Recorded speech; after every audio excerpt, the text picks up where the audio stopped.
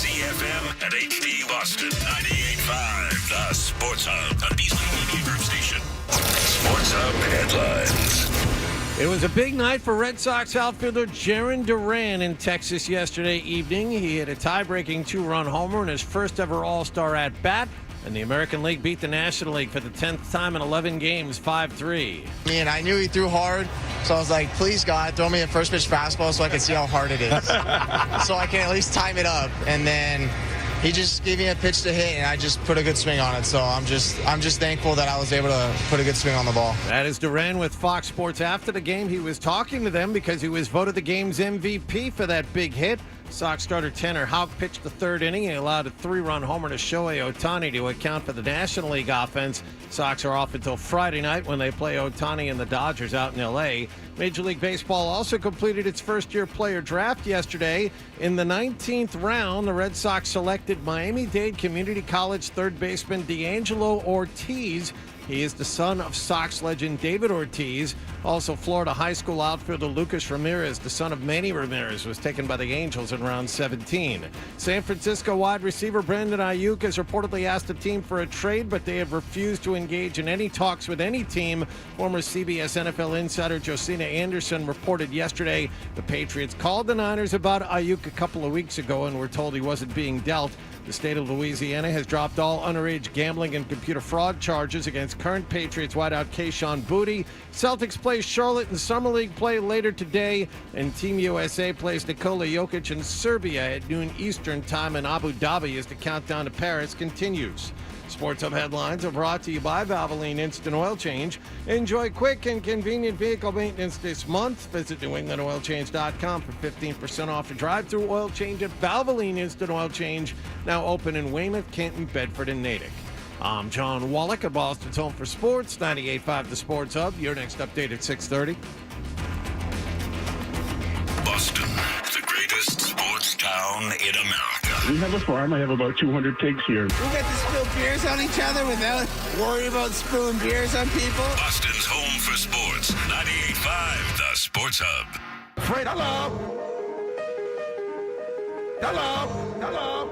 Mm-hmm. Hello. Hello. Hello. He's naked. He has a sword. Opening him up with a football. 98.5 The Hub. Bruins are back from the West Coast. Cocaine and hookers. Yes. Is it okay to use this for the radio? Yeah. Welcome to the show. You sweet. I should be saying it should be No. no. Yeah. That's his heart. Yeah. When he starts walking, that's his valve replacement. I don't know, Nicholas. Slow down as slow as you can go. Hey, good morning, everybody. Good morning. We are Toucher and Hardy. We are in the Town Fair Tire Studios. You can call us at 617-779-0985. You can, of course, watch us on YouTube. Go to YouTube and search 98.5 The Sports Hub. And you can, of course, as well, know that we are brought to you by FanDuel Sportsbook. Make every moment more with FanDuel. And I got to tell you, I was watching the All-Star Game. I went to bed. I'll tell you this, is they were showing Paul Skenes, and then they were showing his girlfriend in the crowd. And, I am... When people like just insist someone's like the greatest looking person ever, obviously she's an attractive woman. I don't think she's like the greatest looking woman of all time, but she's attractive. Paul Skenes is disturbingly unattractive. Paul Skenes is, we were talking about how unfair it was to allow Lovett when he was with Julia Roberts. And then we started talking about Rick Ocasek and Paulina Porizkova, and I didn't. I thought that the thing with Lyle Lovett got kind of hack like that just became like a trope of like late night that they would just he was the guy they referenced. And if I was allowed to love it, even though he's probably really confident and much more confident in himself than I am in myself, but I at a certain point I'd be like, all right, I get it. Like, okay. Yeah. Like he's like if I like say he was missing an eye or like had a hair lip or something, like you couldn't make like it just he checked all the right boxes that he was ugly but not deformed. So here we go. Like, you know what I'm saying? Like, so now we can just like take shots at him. Like when it's that universal, it was like, all right, well, is Julia Roberts so good looking that it's you know, what are we talking about? What is really the difference in looks here? But last night was a feast to the eyes because I've seen Skenes pitch before, but there's something when it's on Bally Sports that it doesn't show up like when it's on Fox. Yeah, when he's being interviewed in the dugout. This is when it brought it home to me, when Ken Rosenthal had him for a one-on-one in the dugout, and the camera had a nice big close-up of his face, and you're like, oh my goodness. Yeah, my goodness. He's disturbingly unattractive. He's not just I just thought like he was probably just like an unattractive guy, and he had a bad mustache, so that probably made him like it was almost ironic, and that kind of made him. But then I'm realizing that mustache is saving his ass. Like that, if he doesn't have that mustache, it's a catastrophe. I'm thinking a beard might be in the offing. I think that I don't know if he can really grow help. a beard. I thought the same thing, but I don't know if he can grow a beard because Yeah. of the situation with his face. It's a good thing he can throw 100. Well, it's a good thing he got drafted. Now, it's interesting because I was watching the game with my son. It's probably the first baseball game he's watched. No, we watched baseball on TV. But he, again, like my father, who I never heard talk about a woman in his entire life. And then he met, I don't even remember her name, but the LSU gymnast that he dates, that's like on the internet for a living. We're having Michael Rubin on at 8:30. She was she photographed herself a lot at that white party that he has. Mm-hmm. Like he had done on, and now and I got to ask him, do you have some of these people just so they'll take pictures? Like, why would you want Libby Dunn at your party if you only have 400 people? That's a question. Like, are you doing this immediately so like it will get hyped on the internet? Yeah, it's because that's a great point. There have to be at least a handful of people. This party is so big to where he must have people that he talks to about the guest list. How many people are on this list just to post photos about it? Influencers, people whose photos that this will matter to the masses. So I'll go so far as to say I don't think he makes the guest list. That I'm sure he has a hand in it, but that he has like a PR firm make the guest list. Yeah. Because what does he have? He's older than me, and what does he have in common with an Instagram influencer that's at LSU? So, but it's interesting because my father, I told you, with this Libby Dunn, I'd never heard of her, and he was like just gushing about her, and I'd never seen him talk about a woman in my life. I've never heard him talk about a woman in my entire life. Out of all the people to break the seal with. Yeah, and he was just like, I just think it's great. And I know why, because apparently she's like a sweetheart to Fox News, and that's all my dad gathers information from is Fox News. Yeah. And so he was like, I just think it's tremendous. Because I was really ripping on him. I'm like, wow, Dad. I'm like, this is the first woman I've ever heard you talk about. And I'm like, because he was like, I'm like, who cares? Like Paul Skenes, like, who cares? And he's like, I just think it's wonderful. And then he's like, I think that it's wonderful that Travis Kelce and Taylor Swift together. Hey, whoa!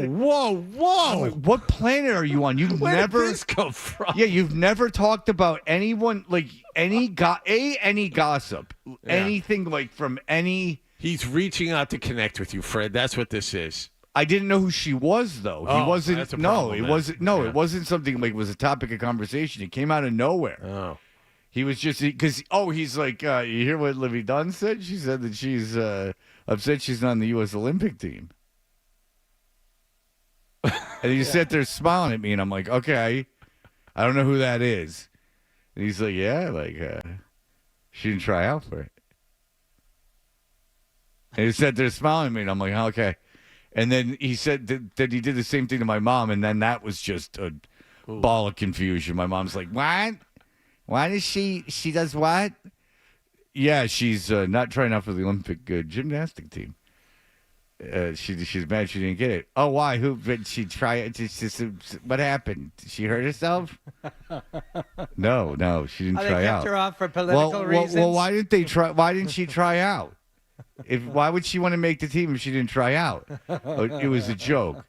What's the joke? Like that like it really caused some chaos. Like the thing I enjoyed this time about being in my parents' house is revving them up.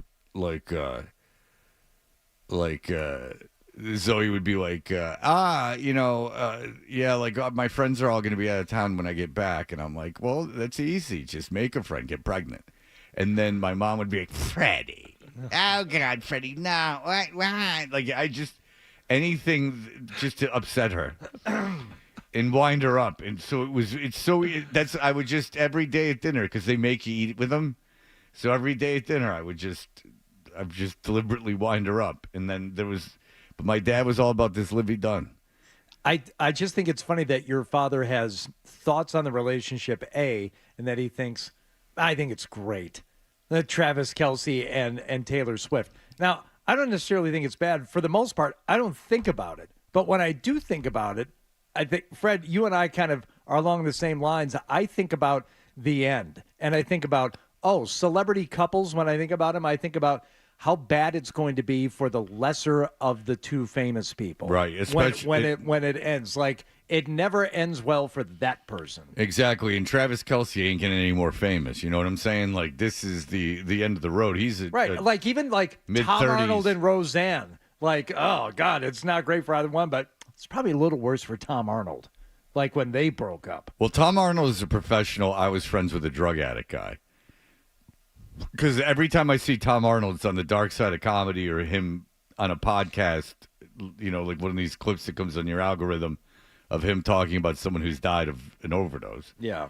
Because he's in recovery, like he's long sober, and he had a huge coke problem. Yeah, just watch him sitting down for an interview in the early 90s, and it's of no mystery that he was full of lots of drugs. Did Fox Sports hire Tom Arnold to do sports at one point?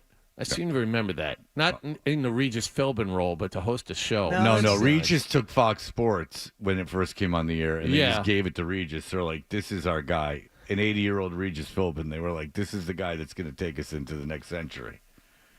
Yeah, he was no Regis, no. No.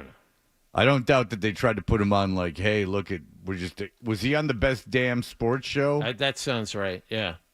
Yeah, I never watched that one time.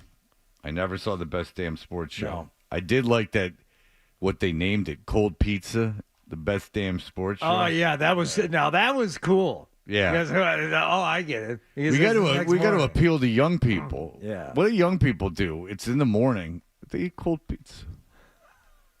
You know? Tom I remember, Arnold, Reggie Theus, John Kruk. Oh, Theus was just banging girls. Deacon Jones was part of this too while he was on. Oh, was Peter Brady? I don't know. Which episode was that? The episode with Deacon Jones. What did they do, I guess is my question. Peter Brady is in the choir. Oh, that's and everyone's right. calling him Songbird. Right. And he's like, I don't like that. And then Deacon Jones is like, hey, kids, shut up.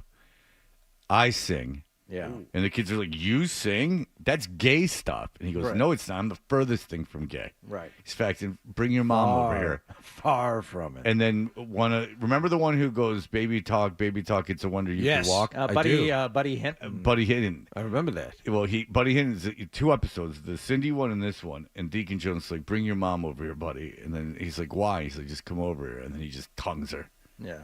And she's like, oh, Deacon. And he's like, yeah, baby. He's like, you get in the car. He you says, get in that Cadillac over there. He says, Coming up Sunday night at 8. Watch this, kids. It ain't about first and second base. This move is called the stand-up triple.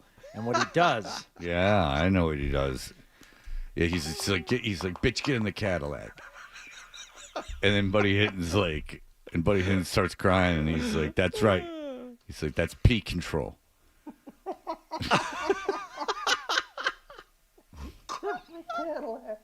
Get in the Cadillac. No, sir.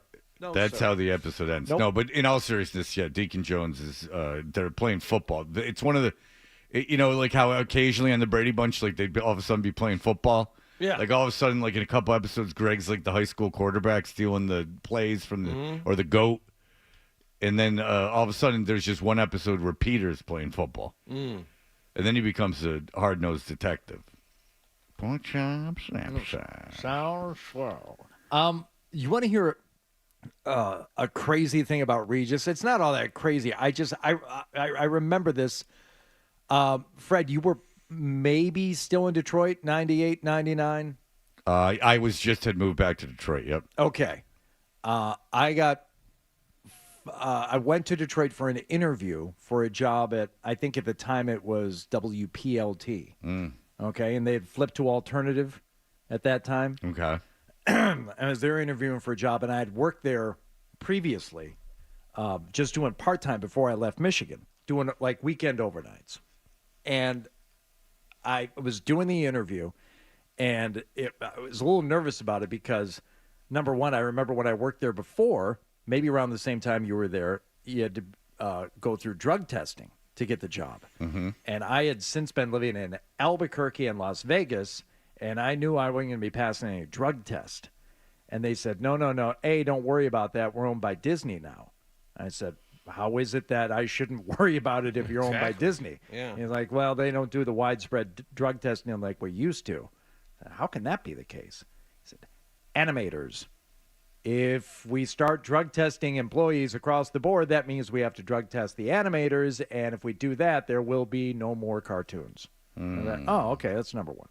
But as I went back for the interview, the guy said, yeah, it was really weird, man. Like, the company's doing okay, but I just went to this big corporate meeting, and one of the executives got on stage and said, ABC television, don't worry, because we have the show that is going to save this network and put us number one again multiple nights a week. I'm like, what is that? They said, it's a game show hosted by Regis Philbin. And the people are like, you are out of your effing minds. When is it going to be on? Prime time. They said, what are you talking about? And they said, you'll see. We're going to put a game show on, and it's not just going to be one night, and Regis is going to host it, and it's going to take over the world. And I remember the guy telling me this in the interviews. He was like, so they're all nuts. I don't know how long this company is even going to exist. And then not long after that, Who Wants to Be a Millionaire debuted, and that was unlike any other TV phenomenon in the 90s, because if you talk about Friends, Seinfeld, yeah, those were sitcoms. Those were big. We had seen that before.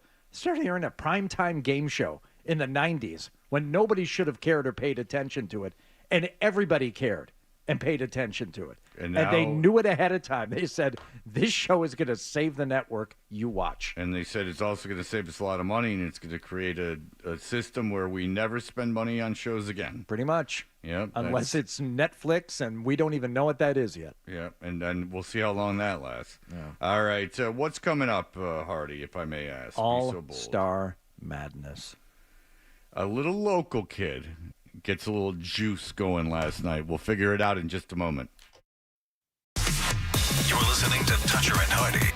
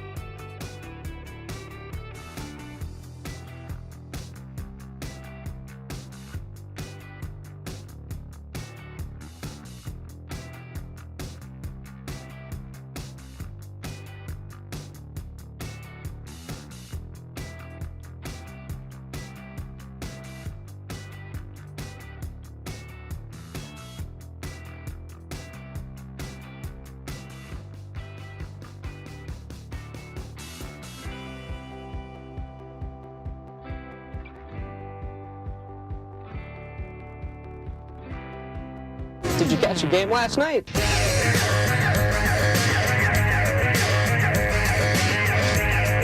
Hey, we are Toucher and Hardy. Hardy, what happened last night? There's a lot. There's one thing. So much in that one game. The MLB All-Star Game last night in Arlington, as the American League Stars took on the National League Stars. What do we got? I think it was 9 out of the last 10, maybe 10 out of the last 11, won by the American League, and that's what folks were kind of expecting last night. 9 out of 10 heading into last night. 9 out of 10 going into last night. Thank you very much. So, bit of a surprise when the National League jumped out to a 3-0 lead, courtesy of one Shohei Ohtani. Shohei Ohtani, of course, playing in not his first All-Star game. Home run to take a 3-0 lead. Faced him before, felt like it was a good pitch. Just a good swing. You know, boys are going out there swinging today. It's a fun group, fun for the fans, fun for everyone. So my teammates picked me up in that inning, got the 3 runs back. That was a little bit later. Tanner Houck. Oh, it came off of Tanner Houck. Don't bury the lead. One of your local guys served up that. I believe it was described as a meaty splitter by one account. That Shohei got a What? It was kind of gross the way you described it. Well, I'm on board with Fred's feelings. Well, I mean, meaty splitter. Under what circumstances is that a pleasant thing? Shohei had not performed well in the All-Star game up until last night. Yeah, it was a real issue. Well, the people are there to see the stars. Took some of the shine off that man. Yeah. Clearly can't hit in the All-Star game. I like that Helsley didn't play, and there was not one Cardinal in it. They replaced Helsley. They could have put Sonny Gray in. They could have done a lot of things. And they said, no, we're just not going to have a St. Louis Cardinal. There's going to be no Cardinal representing. Who'd they replace him with? Do you know? Do you remember? A relief pitcher from another team. Like someone from Arizona, a relief pitcher from Arizona. If you know him, congratulations. But it wasn't exactly star power. It was a guy that my son had heard of and I had never heard of. But when they were doing the introductions, I'm like, I don't see Ryan Helsley. And I'm like, oh, great, there's no Cardinals. This got a lot less interesting for me. So, to show how much I've been paying attention to the All-Star game, once I saw the uniforms, I'm like, oh, yeah, I kind of remember that. This started in 2019. Oh, you haven't been listening to Mad Dog. Okay. Lots of angry calls. I mean, what the hell is going on with baseball? Why are they... These idiots, they used to represent their teams, and now it's gone to hell in a handbag. You know, they sold the Nike. You know, it's all about money. It's all about the money. And then it was just a big point of consternation for them. Yes. Well, watching the game last night and looking at those uniforms, save Nike and a bunch of people who are making those decisions the trouble. You're not going to sell any of those jerseys. They're hideous. Yeah, they're bad. Who wants an All-Star jersey to begin with? And if you're going to try and sell one, at least have it be a good-looking jersey. You know what I think that they could sell though are those cool cowboy hats that they were coming out and put on the kids when they came out. Yeah. Of the dugout. Yeah. Well, it's in Texas, Fred, and they're cowboys. All of them. See. And you missed that part. You know what also would have been fun if you were one of the players and like, we have this old West set. Come out here and shoot all the promos. Did you guys watch the beginning of the game, like the introductions and everything? I did not. Oh, you good, because I didn't see it either, because there was a tornado warning where they split screen it, and I could tell the guy was timing it for when the game started, but there was a lot of time to kill. So like, say the game was supposed to start at 8. I don't think it started till like 8:18. So say he came on at 8 to he talked for 18 minutes about tornadoes, and they went away while he was talking. But he still didn't stop talking because I could tell they were telling him to kill time until first pitch. And that would have been all well and good. But my son, we're going to miss the game. And I'm like, I think they're timing it because now he's like not saying anything. He's just Going talking over about nonsense. this one cell over He's here. like, no, give me the remote. And then I'm like, and he's like, well, I got to find it somewhere else. And I'm like, no, it's time. And he's like, I don't want to miss the game. And he's like, and then so I had to keep going back to the, it was slap his hand and like go back to the station. Well, we were having dinner, and I look over, and I'm like, where the hell is Hampshire County? It's west of Worcester. He goes, this is not our television audience, but it could get to the television audience west of Worcester. Yeah, it was Franklin, Hampshire, and Worcester counties. And it wasn't, and it was a lot of parts of whatever the hell's above those areas, whatever state is above those areas. Yes. Like towns. Franklin Pierce. Yeah, Franklin Pierce See, College. up near Chaffrey, there. New Hampshire. You're in trouble. Yeah, I don't know how that would affect many people. That if a tornado hits western New Hampshire, Well, if that's indeed, is that what's? So if you go far west in Massachusetts, is it Connecticut that's above that, or is it New Hampshire? It's New Hampshire. New Hampshire's that thick?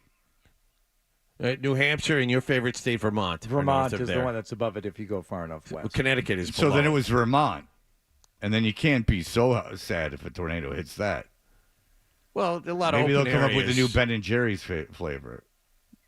Oh, something with a twist. No, Maybe it's twist. a chocolate. There it is. No, vanilla twist. they'll literally like a tornado will hit the ice cream plant and Right. shove a bunch of ice cream together. Like a Reese's peanut butter cup. And then you'll get situation. some- requires an accident to create that new flavor. You'll get a couple of hippies that are out dumpster diving, and then the next thing they know, you got a new flavor. Yeah. Well, the game was 3-0 early on, and then the American League started storming back. Juan Soto doubled to center. He scored a couple of runs. It was tied at 3-3, and then Jarren Duran from your Boston Red Sox got to the plate. Oh, Jarren, a home run in the All-Star game. Come on, kid. And I knew he threw hard, so I was like, please, God, throw me a first pitch fastball so I can see how hard it is. So I can at least time it up. And then he just gave me a pitch to hit, and I just put a good swing on it. So I'm just thankful that I was able to put a good swing on the ball. What? That's nice. Oh. I like that. He was praying. That's good. He's a man of faith. So this is a first-time All-Star, Jarren Duran, of course. Yeah. It's only his second year as a full-time player. Yeah. Only once in the last 30 years has a team been down multiple runs in the All-Star game and come back to win by multiple runs. Yeah, it's a rule that the American League wins.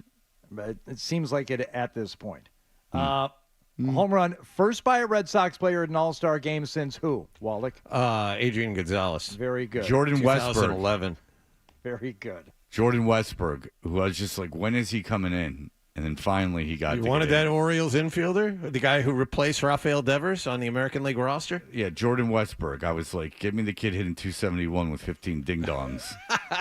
Like, I want to see that kid. How does that that's the replacement? He was the replacement for Devers. Yes. I understand that, but he doesn't play third base, and I don't understand why he was on the All-Star team. There's no one with better numbers. Apparently not. No one with a better more recognizable name. When you go through the lineups, there's some guys that are just what's going on here? Like Isaac Paredes. Yeah. Isak Paredes. How do you know him? That's actually how you pronounce Tampa Bay third baseman. our intern's name also. Isak? It's Isak. Oh, okay. Oh, that's why he's always saying fables. How do you know who that guy is, by the way? How about Anthony Santander? He's a right fielder for Baltimore. He's hitting a solid 237. Yep. But he's got 24 ding-dong at Rooney's. Yes, he does. Yeah, so you get him on there. I know who most of these guys are, in fairness, but there are a couple names. How about Jay Naylor? Cleveland, I think. Yep, Josh Naylor, first baseman, 246. Yep. But how many ding-dongs? 22 There you go. ripperoos. There you go. I got to tell you, I know the entire National League. Okay. Ramos. Who's Merrill? Who's Merrill, center fielder? Huh? Who's What? Never mind. So, Duran, first Red Sox. I know who Merrill is. who is it? He plays for the Padres. Yeah, very good. I know the National League, Johnny. Okay. I watch the National League. I don't know who R. McMahon is. Do you know who R. McMahon is? Ryan McMahon is an infielder for Colorado, I think. Yeah, much more impressive batting averages in the National League, by the way. And yet they were held to 3 runs last night. I know. Wallach, don't answer because I know you know the answer. Fred, last Red Sox player to be named All-Star MVP? Tom Berdansky. No. He did play for the Red Sox. 2008. The 2000 Pedro Martinez. J.D. Drew. I think that was an extra inning game. JD drove in the game. All right, shut up, Walk. All right, we'll be back. Good morning, Fred. There's only so much flexing you can do during one break, John. You asked me all these questions, Yeah, if you remember. I wasn't I volunteered it. No, you were volunteering at the beginning, though. It was unseemly. No, I was literally asking John. I was having a conversation with John. Yeah, but then I wasn't included, which well, you were busy. Well, I was. I'm trying to push things along here. What? Got it. Dummy. Both of you stupids. Yeah, you were busy on your phone. You were busy going through the NL roster. I didn't want to bother you. You had something going on over there. Yep. I'm busy on my phone. My phone's where I got my personal information that I can check things on my phone. I can't check on this computer. It's all for the show, baby. Your personal life doesn't stop when the show starts. You got to tend to things. At 6:30, I'm good. Come 9 o'clock when the market 9:30 when the market opens, then you've lost me. Yeah. Then I'm wheeling and dealing. All right, so we'll be back. Here are the headlines. Sports Hub headlines.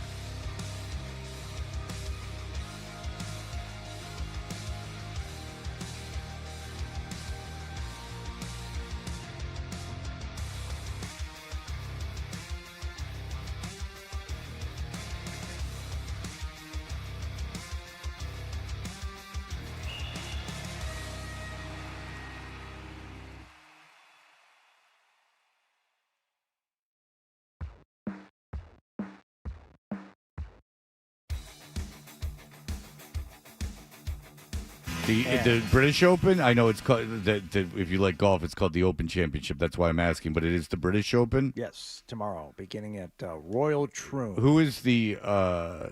Scotty Scheffler. Scotty Scheffler? As the favorite. The criminal?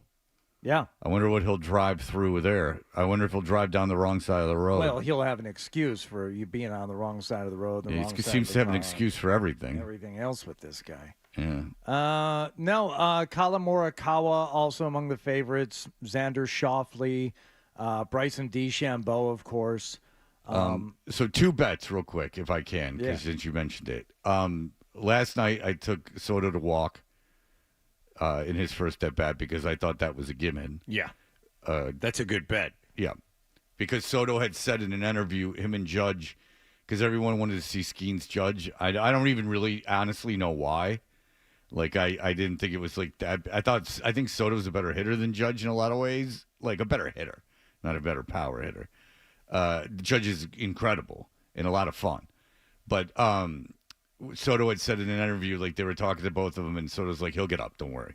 Because they were like, what's up with... that's the reason he pointed at Judge on his way to first base. Yes. All he had right, said now to him, that makes sense. He's like, you'll get up in the first inning. He's like, I'll make sure you get up in the first inning. As soon as Soto walked, he turned and pointed to Judge. And Soto's so good that he can just foul balls off. Like, you're really not going to strike him out. And Skenes made him look silly. Like he got Soto to kind of flare at one, go like 3/4 of the way on one.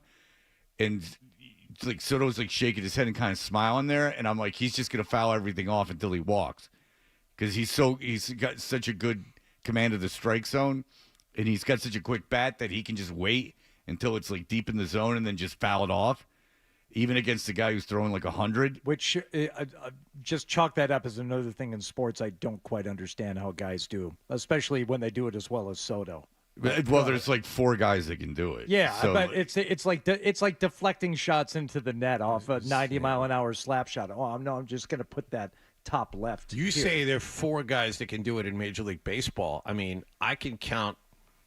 There's under 10 guys that I can ever remember that were good enough to do that consistently. Right. I mean, the Sox had Wade Boggs. He could do it. Yeah. But there aren't many. But here's the difference between Soto and Boggs is that Boggs was just kind of slapping it and placing it anywhere. Soto's a power hitter. He's Soto a much bigger power threat, but Boggs was that guy. Boggs would hit 360 every year. No, I'm aware of Wade Boggs' career. Absolutely. I'm aware of his drinking exploits as well. Yes. But so I took that, and then I don't like this, and you might look down on me because everyone knows more about sports gambling than me, but the Jets over/under is 9.5 games.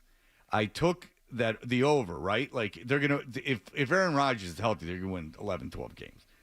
So I don't think there's a doubt about it. And so I make the bet, but I put 100 simoleons on it, fellas. Mm-hmm. I don't love that. I mean, 100 simoleons on it, fellas.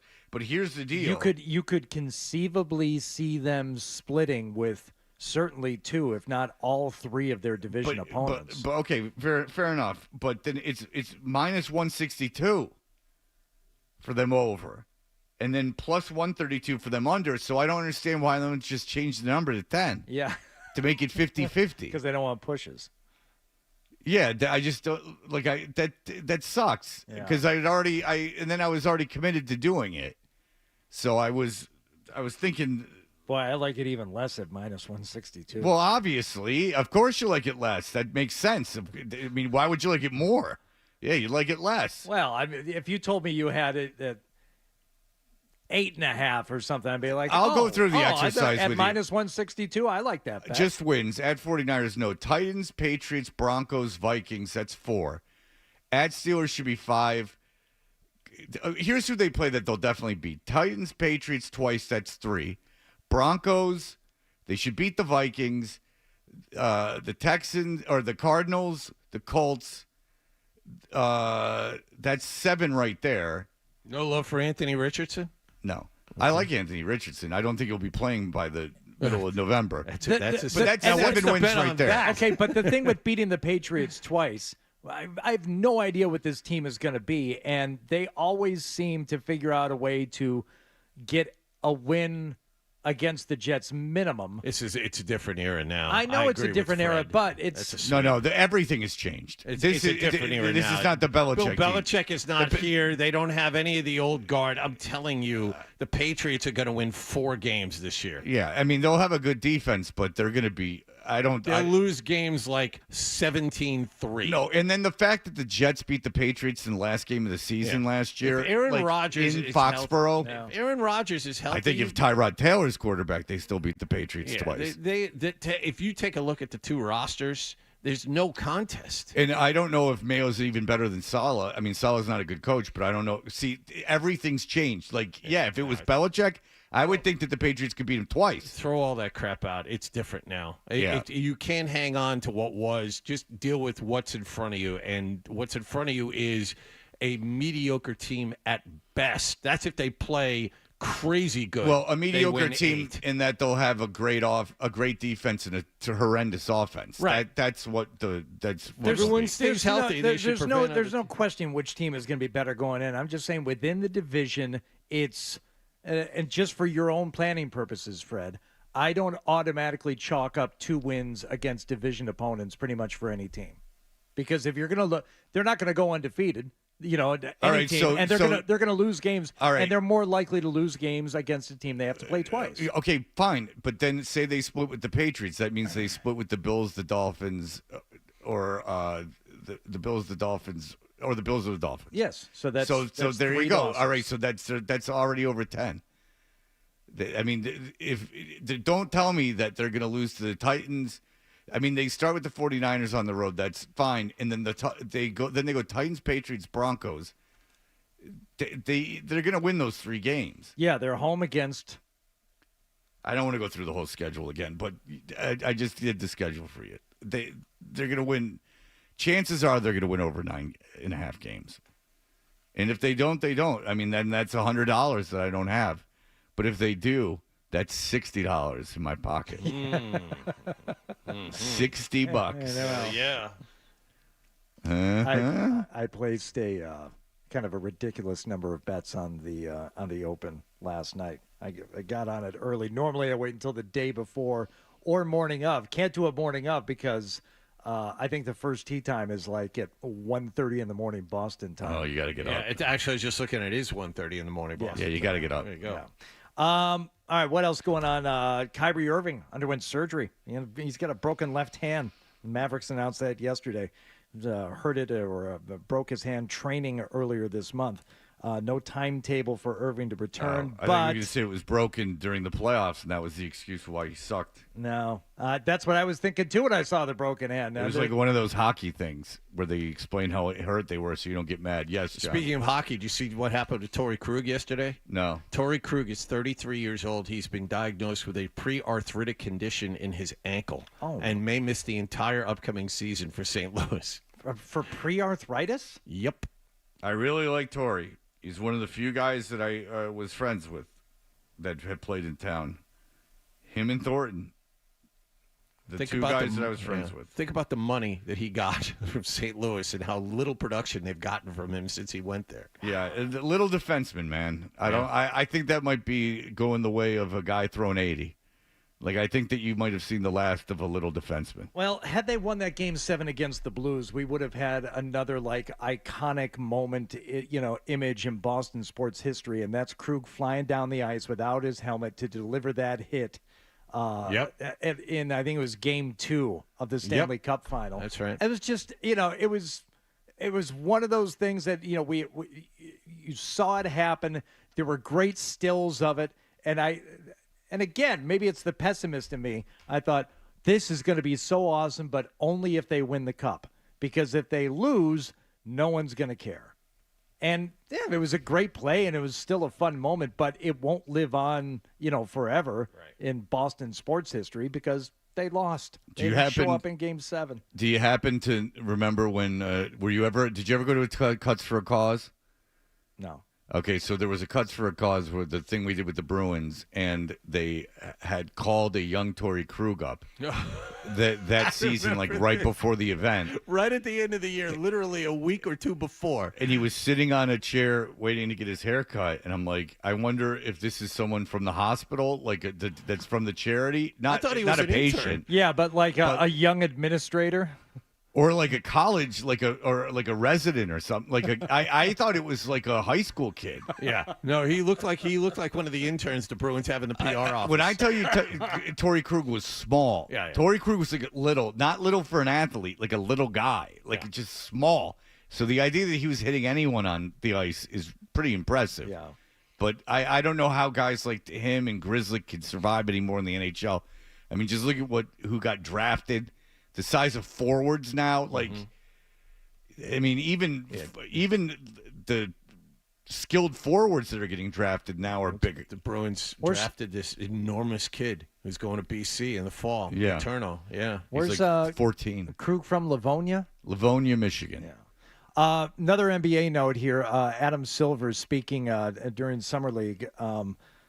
The talk is the new apron and the new tax implications and how that is truly affecting teams more so than they thought. But he did take time to say that it was bittersweet that Wyc Grousbeck announced that the franchise would be up for sale. He called Grousbeck a model owner during his tenure. Yeah, when you got no money involved in it, it's pretty easy. Just what it said. Actually, he is not the owner. But go ahead, Adam. Oh, he's been a leader in terms of our committee system at our board. Yeah, he's got all the time in the world. Intimately involved in every aspect of the lead, from collective bargaining to revenue to sharing media. Yeah, they let him run around and put up a lemonade stand at the owners' meetings. It continues. Less than 2%. But okay. Yeah. It's a model, quote unquote, owner. Yeah. Yeah.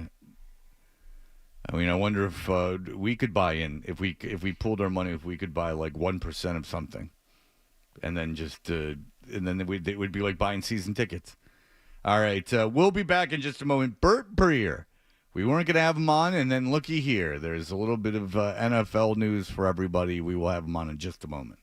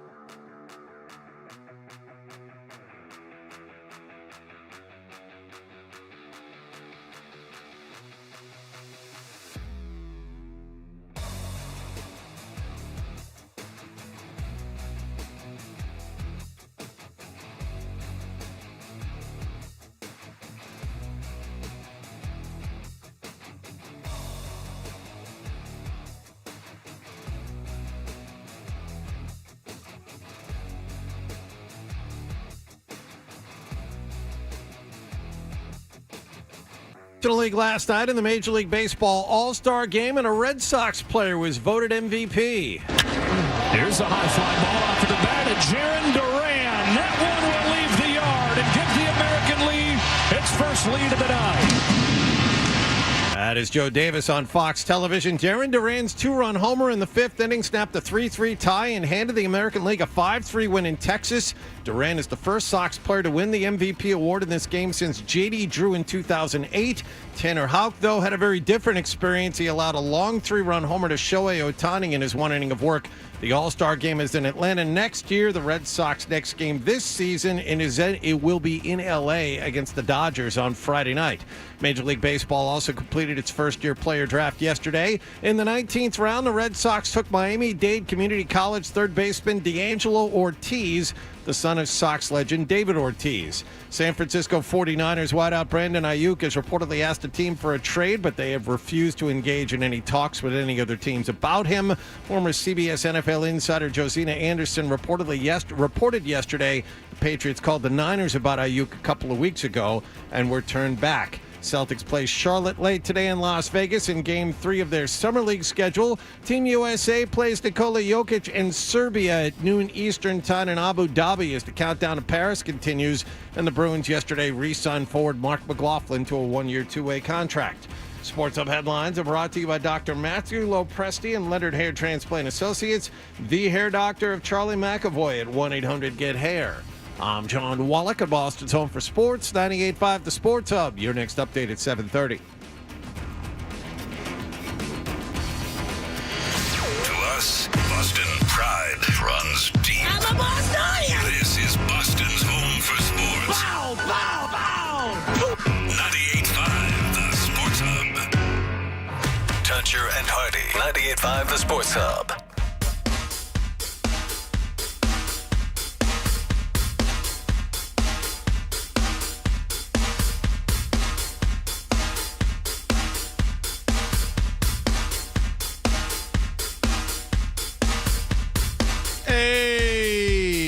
Toucher and Hardy, brought to you by FanDuel Sportsbook. Make every moment more with FanDuel. And you can watch us on YouTube. Search 98.5 The Sports Hub on YouTube and get involved in that. They're showing Alex Barth and Mr. McCarthy. They were on with Felger and Maz. We have the pleasure of seeing NBC Sports Boston even before they air. We have them going through highlights. They work very hard over there. Even though I don't think we'll ever be on TV again, that ship has sailed for us. But it was funny because, Felger does this whole thing because him and Maserati are obviously ex-gang members that have plowed through the whole town in terms of women. Right. And so they'll be like these nerds like ruin everything. And, then you'll hear Alex Barth and McCarthy will be in for Murray and for Maz. Yep. And then they'll be like, these nerds over here are real. They invite me. Yeah, these nerds are crazy. They're a bunch of Poindexters, ruin everything. Yeah, that. And it's like, who are you two then? I'll tell you what, these four eyes are good for nothing but burning hands. Bert Breer is here. And Bert Breer, when he's not the senior NFL reporter and lead content strategist for the MMQB, who's joining us kindly enough in studio, we asked him last night. I was hearing everything. There was a lot of football talk yesterday nationally, and so it was great to have him back. But when he's not doing that, he's healing a sick nation's soul, as was the case. Did you guys hear that there was an assassination attempt on Donald Trump? Yes. I was healing the soul. Bert is the even hand of the public. That's what he is. I heard about it from Bert. So yeah. So Bert got my 5 cents in. Bert got on Twitter and he said, "Everybody, listen. Don't care who the candidate is. Oh, and I need my coffee because I said 5 cents, not 2 cents. This shouldn't happen in our country. Period. I'm a unifying force. It's just unbelievable. In America. Bert was the first guy I saw profound word to have the balls to go, hey, we shouldn't be shooting political candidates. That's here. what I want to give him credit Congo, for. man. Thank God you have that platform. We're not some banana republic. It's a Exactly. It's a profile in courage, and it's brave to say something like that at that time. So then I'm making fun of him, right? I like how quickly the politics came back into it, though. I didn't even look, but look, dude, I'm making fun of you and like about it, but in all seriousness, like whatever, it's like a bland statement. Yeah. But if you need people on Twitter, 1.5 million impressions, 27,000 likes, 3.3 thousand retweets. I didn't even know that. Over 3,000 people said I couldn't have said it better myself. Yeah. So I'll just retweet him. No, in fairness, you get a lot. Like, dude, listen to this. So 1.5 million impressions. The one before that was 121,000. I mean, you have a lot of numbers on Twitter. And then the one after it was 59,000. Like, that bland-ass tweet that I made fun of, 1.5 million people checked it out. I was actually taking my son to the Revolution game, so we were like in traffic going into a parking lot then. Yeah, I mean, whatever. It was just like an obvious thing that I saw, and I was like, oh, God, Bert. But, like, in fairness, if your job is to get eyes on your Twitter account, I guess keep it up. Yeah, I guess just it start worked. saying obvious stuff. Like the next time, like 9/11 happens, like guys, planes and buildings. I don't care what your political affiliation is, Guys. or who you root for in sports. Yeah. It's our country, guys. Innocent lives were lost. I mean, no one hates politics more than I hate politics. Right. So, like, that was more of like an anti-politics statement than anything else. It was really just an obvious statement. An obvious statement, but I knew how quickly.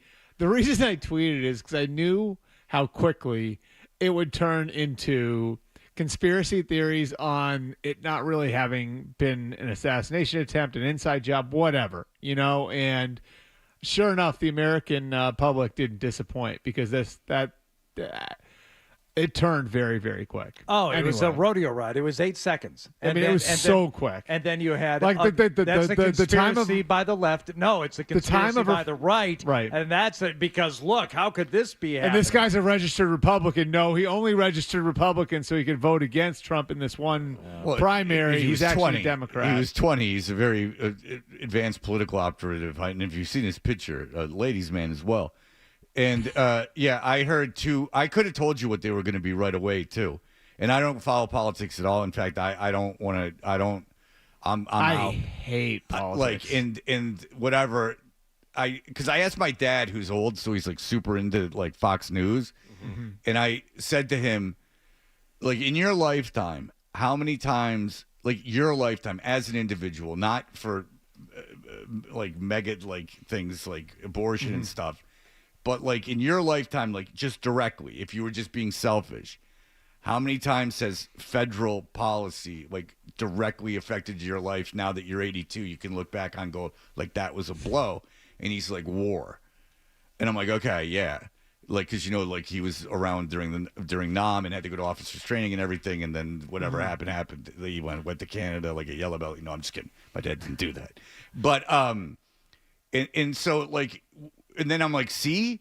Yep. Like, you're 82, and, like, the one thing you can concretely point to is the Vietnam War in your lifetime. I know it can affect people in different ways, and I know you have to care about people other than yourself. But my point to him kind of was, like, you spend an inordinate amount of time worrying and fussing People over are so into it. It's national unbelievable. It's sports. It is exactly what it is. It's become sports. It's become sports. And it used to be. I've said this to people. It's like, I feel like if you go back 20 years ago, people did not pay attention to politics except for in an election year, right? Like, except for, like, where we are right now. Now it's nonstop. And it's nonstop. And it's because it's because national news companies, with the advent of 24-hour news, one of my favorite decided that we can rile people up. And I read stuff in the New York Times. I'm like, what the hell's going on? One of my favorite things to do is when something big happens, is to flip from like MSNBC to CNN to Fox News to see how different the Chiron is on each of the different news. It is. It's like they're not covering the same thing. No, and it's very easy to get swept away because of public sentiment, or like the comedians and everything, to get locked in and going like, oh well, this news organization like Fox is like crazy, like they're riling up my dad and this and that. And then you're like, well, what do I know? Like, I mean, what is CNN doing? They're doing the same thing. Right. Like Trump was president for 4 years. They acted like we were going to, the democracy was going to fall, literally. And then, so that's that I could have predicted what was going to be, because you're right. obvious. The sports analogy is correct, because it's like the people who are really into it can't think for themselves anymore. So it's like you have to be all in, right? You have to be. It's not just I agree with this, and this, and I disagree with that and that. Now it's I have to agree with everything. Like Jim Norton does the show on Fox with the like comedian-y guy, like where he has like the panel, and he said he's like, I would love one time, you would never get to go back on, but if you were a pundit when they have them like debate on the shows, which is every show is PTI, there's like every show is Skip and Shannon, but what if like one guy just at one point said, yeah, you're right, like yeah, that's a good point. Like, I get what you're saying. Gotcha. Like you're going in under the premise that I'll never get to go back unless I dig my heels in, and no matter what the guy I'm talking to says, I rebut it. Like high school debate where they just pick a side for you, and then you go in. Because in real life, you should be able, because I won't be manipulated. Well, in real life, you should be. You should. If you truly have an open mind, I would imagine you should change your mind every once in a while. You should change your mind often. Right. Or just go, okay, yeah. Well, that heightens the hyperbole, too, where it's like, it's not just like I don't like this guy's policies. It's like, we're going to become the Soviet Union, or we're going to become Nazi Germany if you vote for this person. That's what I was saying, yeah. Like there's this, everything's going to fall apart. Well, then there's far greater problems than the president. If everything is going to fall apart and the structure of our democracy is on such shaky ground, that one guy can come in. Look at a lot of things. Like, then I thought from my basic civics knowledge that there was a series of protections. Now, checks and balances. Is that what they were? Yeah, and now I understand that if like there's stuff like going on in Idaho where they're having the airlift ladies out that could die because they won't even give medical abortions anymore. And I was thinking about it. And I'm like, even if I was morally opposed to abortion, that I would still be like, if I'm a woman, I like, even if I was morally opposed to it, I'd be like, what are you doing? Like, you're going to tell me I have to die now because you won't perform this procedure on me? You're telling me something going on in my own body that I got to go die now? It would drive me crazy if I was a woman. And that's why I say, I'm not a woman, I'm staying out. But if I was a woman, I would be like, dude, like, you can't tell me what to do. This is actually stuff biologically happening in my own body, and I'm going to die. You heard about this. They're flying ladies out of Idaho because they weren't sure, like, if they could perform, which is ludicrous that they're still going to get the procedure. You're just like moving them over geographic lines. Like they have to go like 100 miles away to get it done. Stop it. I mean, that's ludicrous. I remember when I was a kid, driving with my grandfather in the car, and how every like 10 or so minutes you could count on him saying something crazy. Yeah. And like something like, and my grandfather's from the same place that you guys' grandfathers are from. So I feel like all old people. Appalachia. I feel like all old people are like that now. Like all of them. Like, oh yeah. I like, and not just old people. Like a lot of people like that in general are like that. It's not even so much my dad says like crazy stuff, as he just gets so upset. Like he just is so upset that I can't help but get either annoyed with him or try to rile him up more. Yeah. Because he just like, oh no, blah, blah. And like he just like gets going. Like you can say anything. And he's like, blah, blah. And I'm like, dude, you're 82. Like, this is the time to be focusing on But that's a greater, infinite picture than what's And going that, of on course- on the news. And that, of course, is the business model of news networks. Yeah, that's what I'm saying. Is that to with rile 24-hour everybody news, up. they get Perfect. everyone riled up. Get me millions more like him. I need them to tune And it's not in. just old people; it's a lot of young people too. There's different ways. My son said it yesterday. And we'll stop. I will never talk politics again. I was just busting Bert's balls about the thing. But my son's like, he doesn't like the news. Like when the tornado thing was on, he's like, I don't watch the news. And he's like, it's scary. He's like, I don't like the news. And I'm like, well, yeah, it's designed. It's either designed to be real dumb, or designed to like make you think everything the world's going to end now. Well, everything until the world's going to end, and then after COVID, I can't do it. Well, I think with most normal people too, there's like a boy who cried wolf dynamic to this, where we've been told our politicians are capable of things they're not capable of forever now, and I think this goes back to how the Republicans treated Clinton, how the Democrats treated Bush, and like that those guys weren't bad guys, but were treated like awful people, and it's just ramped up since then. And Fred, you're absolutely right. It's all fear based. It's just they're marketing fear, and it's not just in politics. It's everywhere. You can't miss this. You can't do this. Whether you're selling something or it's the news. But to your point, Bert, and what they're capable of. This is how I made my peace with this during that first debate. I said, oh, it's obvious that the people truly in charge have decided it doesn't matter who the president is because they rolled those two guys out there. So I'm not even going to worry about it. No one wants to be the president. And that's the problem. Nobody worthy of it wants it, and the people who are truly running things decide. No, it's hard to believe. It really is hard. It really is hard to matter. believe these are our choices. Would you rather like if you had told me 20 years ago these were going to be our choices? Like either one, I know. a senile guy that now that people doesn't are gonna know where he is, and then half the country's going to pretend that is perfectly fine. Oh no, that was just a bad night. Get out of here, bad night. I can see a million things with him. And then the other guy's convicted felon, even though it's kind of BS. The convicted felon who, just say this, he banged a porn star while he was married. Just that. Yeah. You would have gone like, "There's no way that you banged the porn star. Like he can't be the president." He banged a porn star and he's in the pocket of the religious right. Like how does that even It's work? amazing because it's an amazing trick. That's a really good point. I hadn't thought of it an that amazing way. trick. Yeah, but I mean, as much as I'll make fun of Fox News during COVID, boy, everybody, everyone was a scientific expert. Everyone knew better than everyone else. Yeah. People of Brookline, no, not so fast. Put the wood over the hoops. And then every actor, you follow the science. I'm a scientist, you're a comedian. F you. I have to think there's a massive silent majority like us that just are done with it. But I don't. Well, yeah, and then do you take it so far as to not vote though?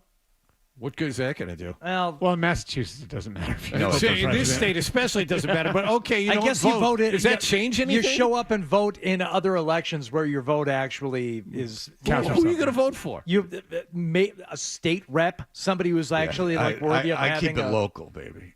Yeah, I keep it local. Okay. Think global, act local. Yeah, huh? that's what I learned do. that from Choices, the REM. pickings. So that's Me the and Hardy Adam platform. 12 are out there picking up cans. Don't worry about good it. for you. Yeah, more to feed Adam's family. It's more to like check the bottom, see if there's any beans stuck to the bottom of the Bush's. The amount of sugar they put in Bush's baked beans, they last. You know what? It's a good call. And I'll also say, Adam, you can't recycle a baked beans can, and he'll go, "Oh, this is not for recycling. There's still stuff in here." And I'll go, "Oh, you're eating garbage." And he'll be like, "Damn right I am. And Daddy needs a new pair of shoes." Literally. I didn't do the thing, but I'm always a fan of that. All right, we will talk to Bert about football. I can't imagine anyone had any issue with that last break. Oh, I'm sure there is somebody. We got out all there. very Oh, obvious. We got very obvious. All right, we'll be back in just a moment.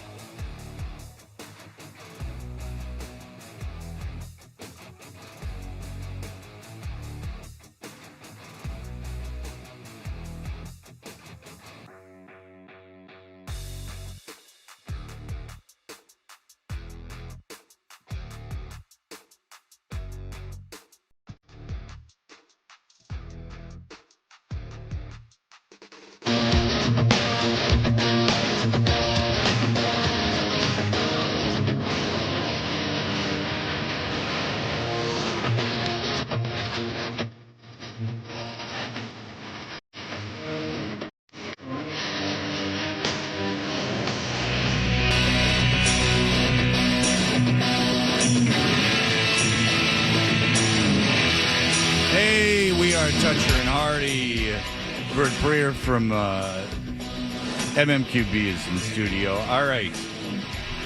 Aiyuk there in San Francisco wants to get moved. San Francisco, I heard, has like 8 players making over $50 million a year. They're going to have to pay Purdy. Brendan Aiyuk is, according to some people, the best outside blocking receiver in all of You have to be a really good blocker to in play Shanahan's offense, right? Yeah. And I heard Orlovsky saying that Aiyuk, if they don't have Aiyuk, that he doesn't even like them to win the division. He likes L.A. to win the division. That's how important Aiyuk is. If you want to know how good Aiyuk is, I can say this on good authority. The Rams would be doing cartwheels if the Niners got rid of Brandon Aiyuk. I don't think people have a full understanding of how good a player he is. They view him as their number one receiver. They would move Deebo Samuel in a second before they move him. And I think because touches are split there and because they have a guy in the backfield who kind of takes a lot of the oxygen out of the room, and Christian McCaffrey, sometimes you can kind of get lost in roles and everything else there. But that was part of the problem that can happen with a scale breaker. That was part of the problem with Deebo with the Deebo Samuel thing 2 years ago. You guys remember the Niners went through this with Deebo, where he supposedly was like, I don't want to play running back anymore, right? Well, part of the whole thing was when they started playing him at running back more, it became clear that Aiyuk had the capability of being a number one receiver, and I think that there was a little and Deebo Samuel didn't like. Well, it was like Deebo Samuel viewed himself as I'm capable of being a number one receiver. And then if you remember at the end of that year, the second half of that year, they started playing him at running back more. Yeah. And so he was getting the ball more out of the backfield, and they were doing more creative things with him because Aiyuk was growing into the role of becoming a number one receiver. So is he a true number one in the sense of a Tyreek Hill or, an A.J. Brown or one of those guys, maybe not, but I think he's pretty close. Okay, so if the Patriots have reached out to the 49ers about getting Aiyuk, and it was believed, and you can tell me if this is true, in last year in the last draft, were the 49ers looking for a first-round pick for Aiyuk? They were looking for more than that, I think, and I don't think that they were really the teams that talked to them. The Patriots talked to them, to be clear, before the draft. No team that I talked to about the Aiyuk thing had any feeling that the Niners were looking to move him. It was more, those phone calls were more just, the best way to put it is all teams pay attention to what's happening with their rivals, with other teams within the league and everything else. And, everybody coming out of last year knew the Niners have this massive contractual bottleneck coming, and it's a good problem to have. But if you look, they've got all of these big contracts: Nick Bosa, Fred Warner, Trevarius Ward, Trent Williams, Deebo Samuel, George Kittle. It's because they're so good. Christian McCaffrey, and there were guys that were going to want raises. McCaffrey made it clear from the end of last year that he wanted a raise, based on what he was making. And then you had guys like Aiyuk who were coming up, and it was they got to do something. And if you remember 4 years ago, the Niners offloaded DeForest Buckner when they had a similar situation on the defensive line where Eric Armstead and Buckner and Bosa were all playing together. So in those situations, teams are going to make the phone calls. So teams made the call on Aiyuk. So what's the plan for a year from now for the 49ers with all this to have Aiyuk, by holding? They're going to try and sign him. Yes. Yeah. Okay. They've made offers. They've made offers that tell you that they want to keep him. I mean, they've gone past $25 million per year, not to 30. But now, see, that's part of the problem now, though. And I got a lot of when I said yesterday on Twitter that Jefferson changed the market, and a lot of people took that as, well, he's not as good as Jefferson. Yes, but it's harder to give a guy $28 million, which is what Waddle got, what Devontae Smith got. What Amon-Ra St. Brown got, right? It's a lot harder to give somebody $28 million now when the ceiling is 35. If you go back, the ceiling wasn't 35 when all those guys got their contracts. Were These those guys done all- deliberately? Like Amon St. Brown kind of came out of nowhere? No, but that was why those teams were getting ahead of Jefferson. Yeah, okay. Every receiver contract that was done this offseason was done with Justin Jefferson in mind. It's like, we need to get this done before Jefferson. Jamar Chase wouldn't even talk to the Bengals because he knew, and obviously him and Jefferson played together, so they're talking the whole time. Like Chase is like, he's a year behind Jefferson. He's like, why would I do anything before I see what Jefferson's getting? Jefferson played at LSU? Yeah, Jefferson and Chase were together at LSU. Yeah, I didn't know that. Oh, yeah. I knew. That's gonna be one of those things where 20 years from now you're gonna be telling, like, your kid's gonna come to you. It's like, wait a second, those three guys were on the same college. When team did together? Jefferson get drafted? In 2020. Yeah, but what round? First round. Yeah. What, in the middle or the He's beginning? in the 20s. Yeah. Okay. 2021. He went right something like after Jalen Rager. Yeah. Remember there was big- video. You remember there was video out there from the Vikings in-house people of Rick Spielman and his staff laughing when the Eagles took Jalen Rager because that cleared the way for them to take Justin Jefferson. I wonder if we're going to get more or less of that in the coming years with the changes going on in college football and the ability to bounce around and move around and get your NIL money. I mean, will we be having these conversations? If you go back and you watch, like, it's there. Like the way that team played. Yeah. There. But as rare as it was then, is it going to become more rare, or is it going to become something that happens more often because guys are going to go play? Yeah, you could. I mean, like, I think there's a super team thing to some of this stuff. And Yeah. now that's different because those guys, Burrow transferred in, and I don't think anybody thought Burrow, when he left Ohio State, people didn't think Burrow was going to become the first pick in the draft. Jefferson was like a 3-star recruit or something. So this was more of like a lightning striking situation, you know? Did you hear what Phil Knight said? He's like, I'm getting old. Oregon's paying everybody now. Yeah, and he's like, I'll just pay. He's like, I want Oregon to win a national And championship. I'll pay for it. They're in the ultimate NIL situation because they can just there's a Nike endorsement because the guy bankrolling the whole thing's Phil Knight. Yeah, they got to kind of tweak how they're going to pay these kids. It's got to be kind of a uniform thing. It's hard to slim that down now that the gates are open. But anyway, you pay them, but you got to kind of like structure it like communist a little bit. Like you got to spread that money around because it's good luck drilling that in though. But that's the only way you can do it. That's what happened. I mean, like that's what happened. I mean, I think Ohio State invested something like $30 million to keeping kids in school this year.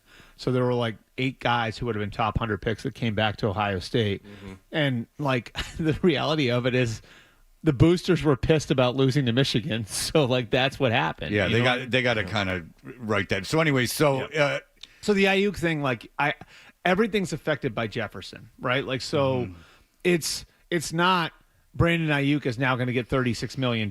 It's now 28 doesn't look the same as it did before because that's what 80% of 35. Like Brandon Aiyuk is going to say, and he's fair that he can say this, I'm more than 80% of Justin Jefferson. And like there's a tax that you have to pay for waiting too, right? Right.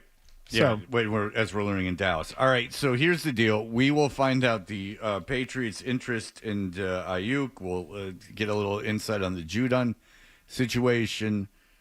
And if we have time, a little Devontae Adams talk as well. Here are the headlines. Sports Hub headlines.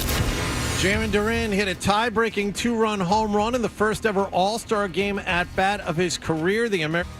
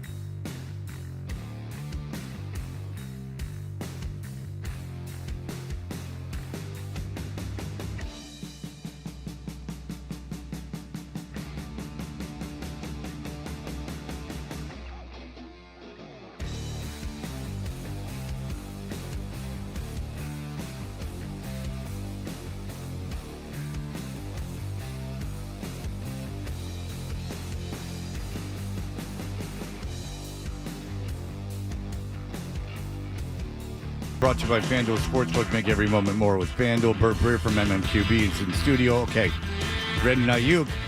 We talked about his importance to the 49ers, how they want to keep him, how they were asking for maybe more than a number one pick during the draft, that the Patriots had inquired on Aiyuk. Before the draft, we know that the Patriots made a big offer to Calvin Ridley. Yep. So they why,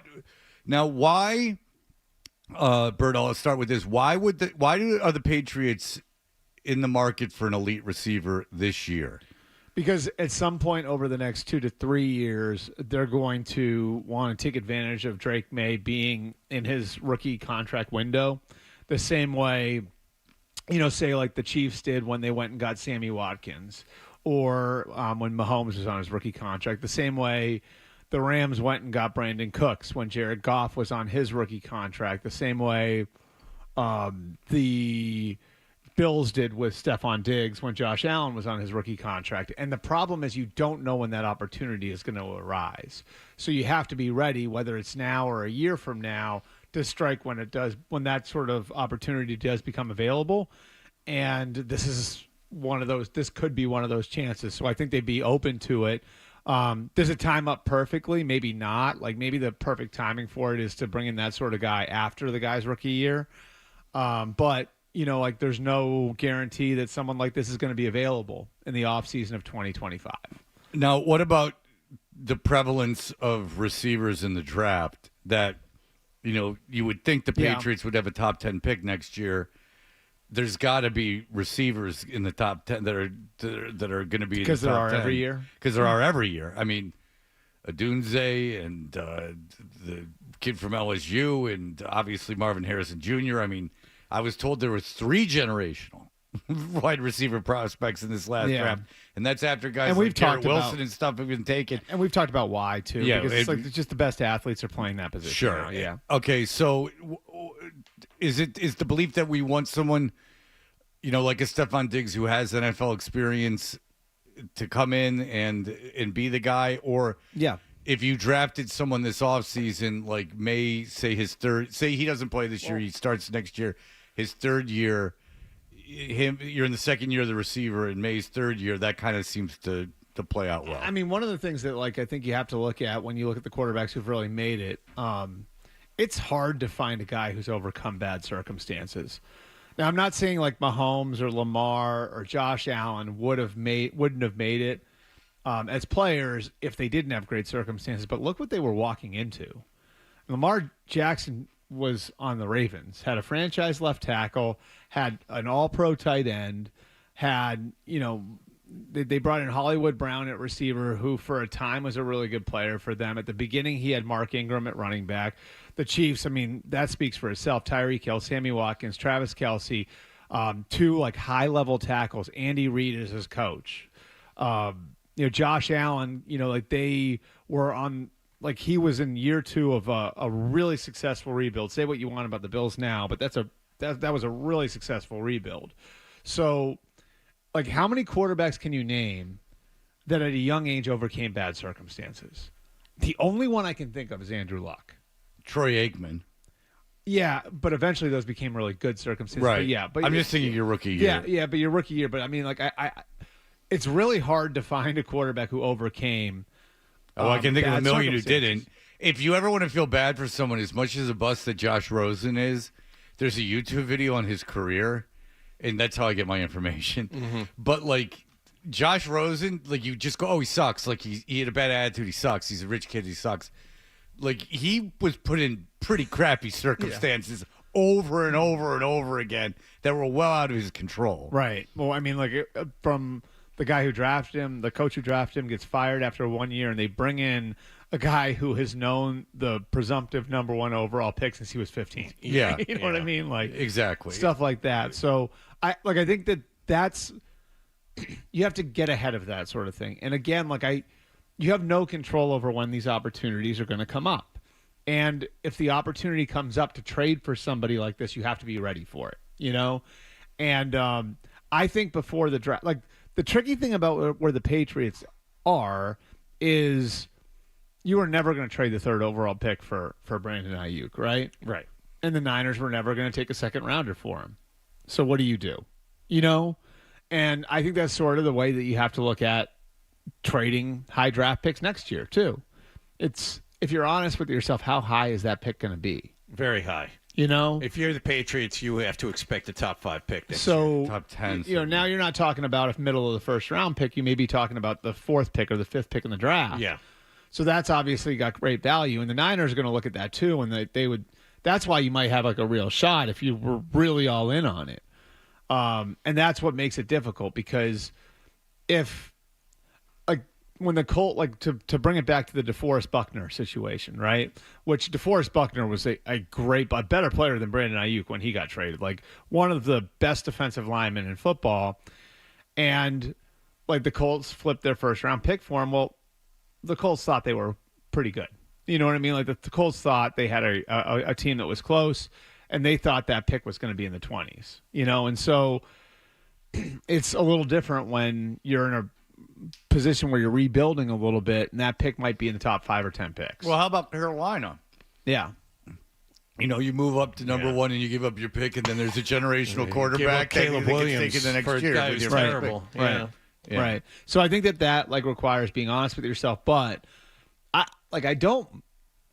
not against the idea of trading for him, because like you cannot, especially now that you have your quarterback, because at some point you're going to want to give Drake May that kind of guy. Right, I And, know. It's just like, the position in the pick, and that you need so right. much on this team. It just seems like a luxury in a year of a luxury where you don't need it. And look what the Bears did. What the Bears have done. Yeah, I mean, I think it's a good example of, like, the Bears really were in a position where Caleb Williams is walking in. Now, whether he makes it or not, we'll see. But he's walking into a fully formed situation. Like, some say the best.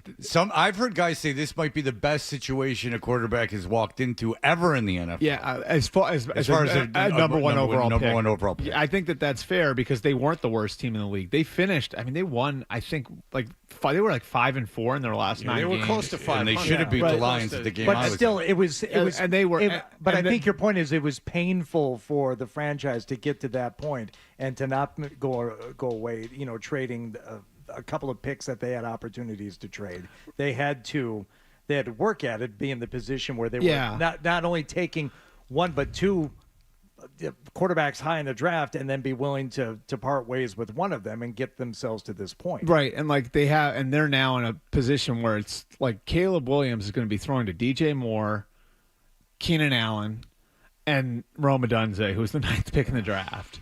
And he's got Cole Kmet at tight end. They signed DeAndre Swift. They drafted a tackle last year in Darnell Wright.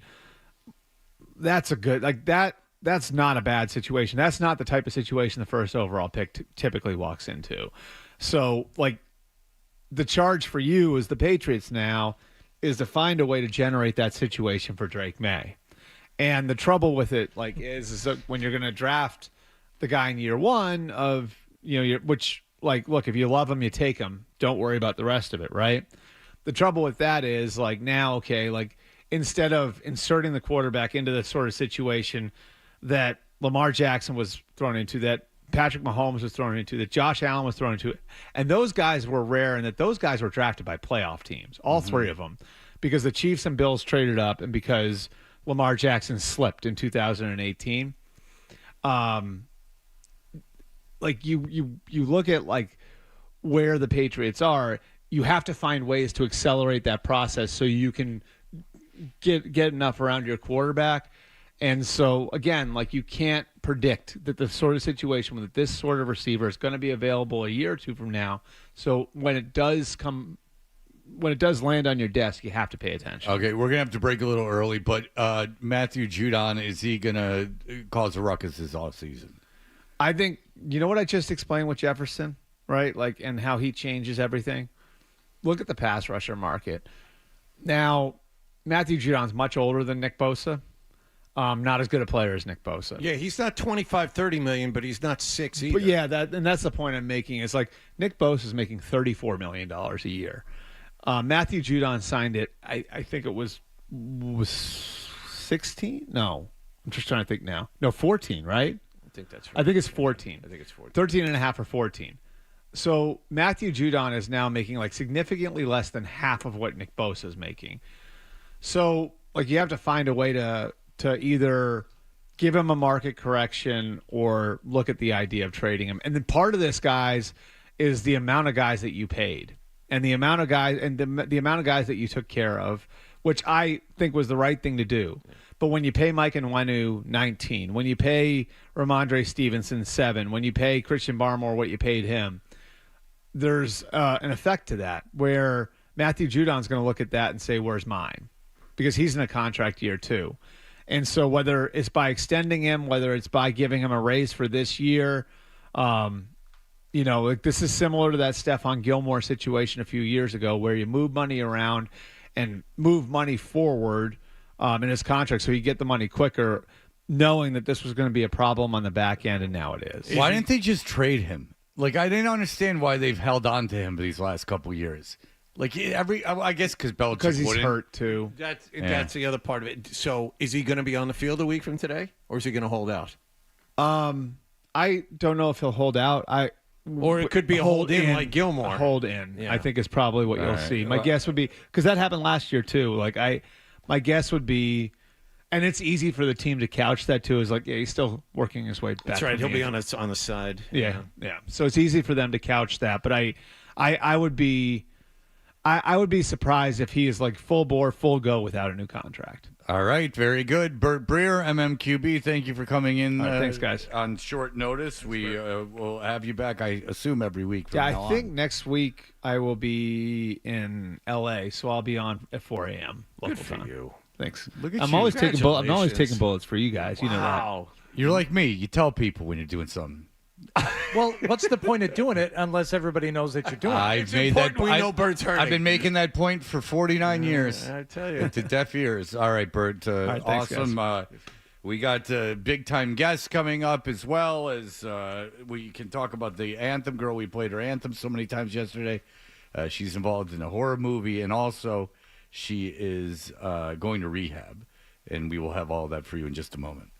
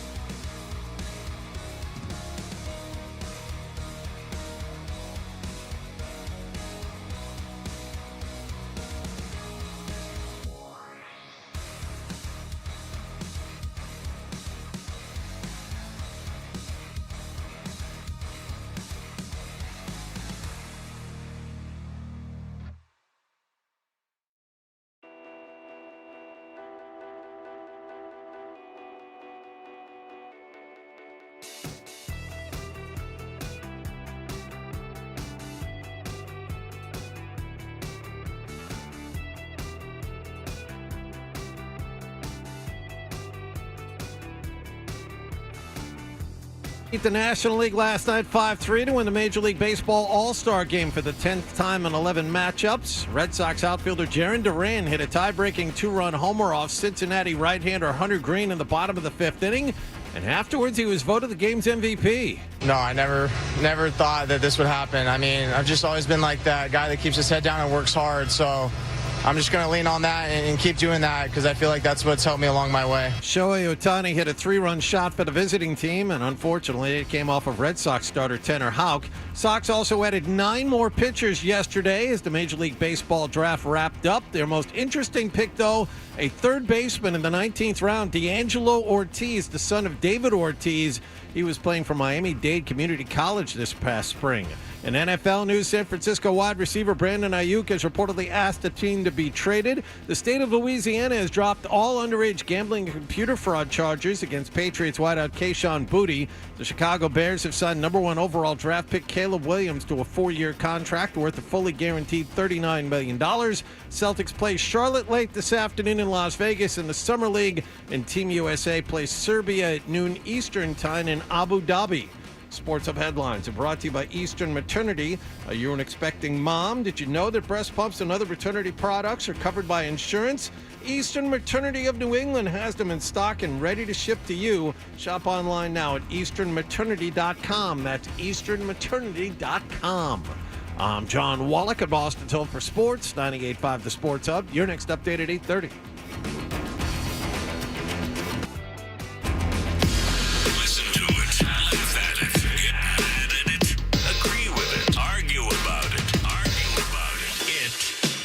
Boston Sports. Boston Sports. And it is all we do.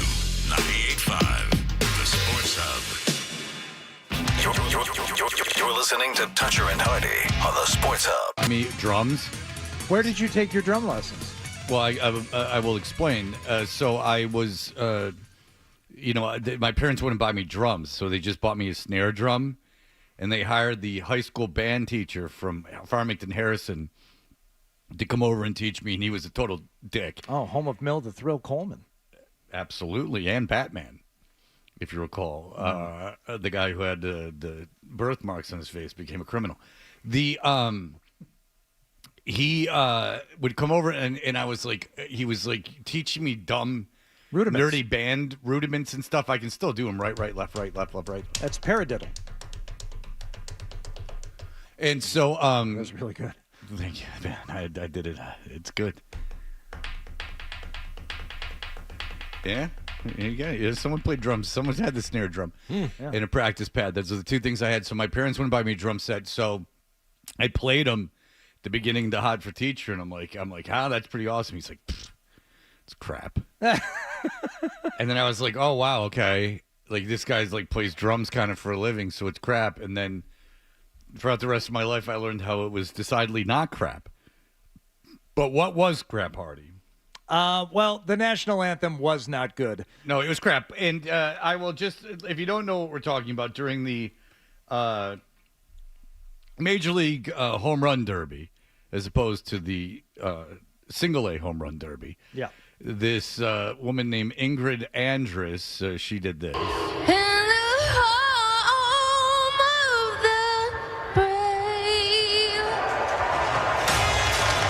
Yeah, and it was real bad, and so everyone made fun of her, including us, and then she ended up putting out a post yesterday that said, I was drunk last night. I'm checking myself into a facility today to get the help I need. That was not me last night. I apologize to the MLB, all the fans in this country I love so much for that rendition. She added, I'll let you know how Rehab is. I hear it's super fun. And they censored some of that out. I don't know why. She said BS in one of them, the BS full. I don't know why. Yeah, I'm not going to BS y'all. I was drunk last night. Yeah, all right. I don't know why the BBC and everyone else, you can't get the real post from any of these news sites because they're above just putting B, ampersand S. Yeah. But nonetheless, so, look, back, I was talking to people about this yesterday, like back 30 years ago, you got drunk in public and got on the microphone. That's good stuff. I remember being a kid and it was the People's Choice Awards or the some award show that wasn't the Grammys, and Duff and Slash from Guns N' Roses got up to an accept award, and they're like effing Alan Niven, and they're like wasted, and I'm like, this is the greatest thing ever. I mean, the Replacements were drunk on Saturday Night Live. It was great. Like there used to be a bit like. Jesus, when we first started at WBCN, we'd drink during the show. There was this, kind of acceptance of drunken behavior. And now, for better or worse, when you do something, it's kind of because I don't think people drink as much anymore. There's kind of this zero to rehab thing. And look, great for her. I mean, I don't doubt for a minute that she was messed up. I could see, now that I see the performance, like she's barely there. And look, if she needs to go to rehab, God bless her. She says it's super fun. I don't know if she's being sarcastic. Yeah, I'm sure that was. I don't know why, though, because here's the deal. Detox isn't so bad because they give you Ativan all day. And then for me, you went to like a halfway house, which was this really nice house with like 8 women and 8 men. And that was actually fun. You played, it's like Big Brother? Yeah. Except everyone, we bared our souls, but you would play the Frisbee game with the trash cans. Oh, Can Jam. Can Jam. I love Can Jam. Yeah, we would play Can Jam. We could watch movies. There were like girls around.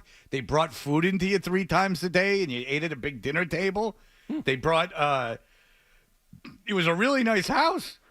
And then you go to rehab, and then you get a roommate and everything else, and it sucks. And my roommate he'd been in the war, he had bad PTSD, and so he would like start screaming and yelling. I liked him a lot, but he would start screaming and yelling and like moving around, and like he'd end up with his head where his feet were and everything else. It was quite a scene. That's fun to watch. You get to see that. It didn't bother me. Oh, who knows where she is with this whole thing.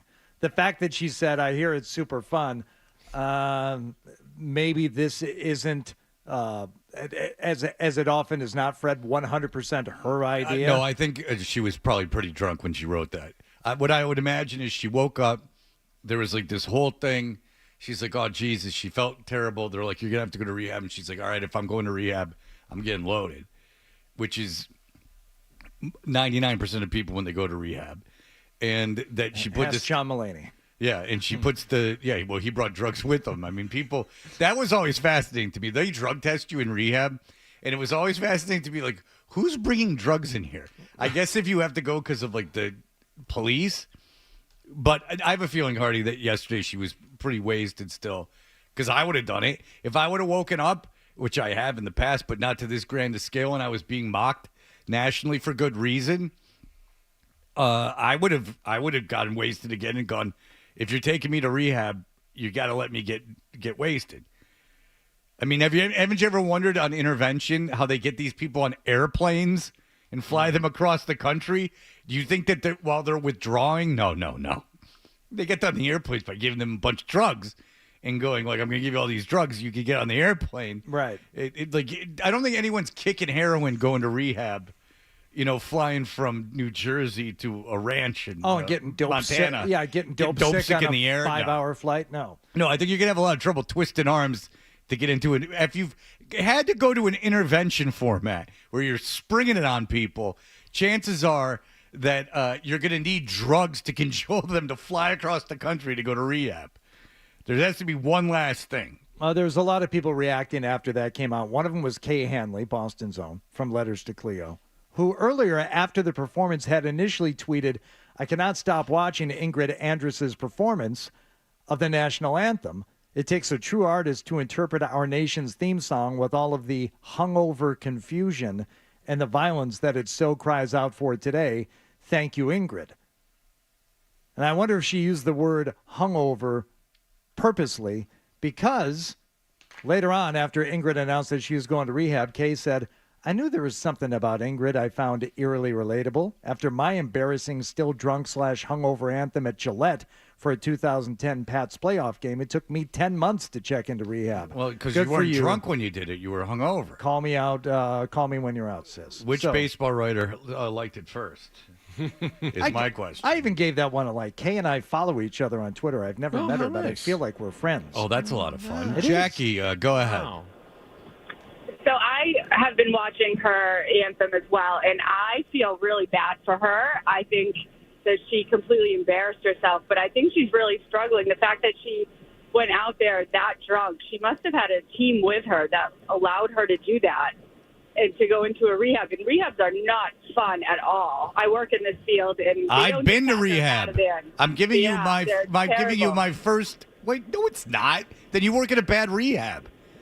No, they're not fun anymore. Jackie, I was just in it in 2020. Unless everything's changed. Yeah, everything's changed. In the last 4 years. impossible. Get out of here, Jackie. Stop it. I like that. They're not fun. I just told you it was fun. Well, not anymore. like that's fun. Like my friend didn't tell me. I was there. It's I will never. You can bag on Fred for a lot. That's never, ever gonna get you. I'm never gonna get used to it.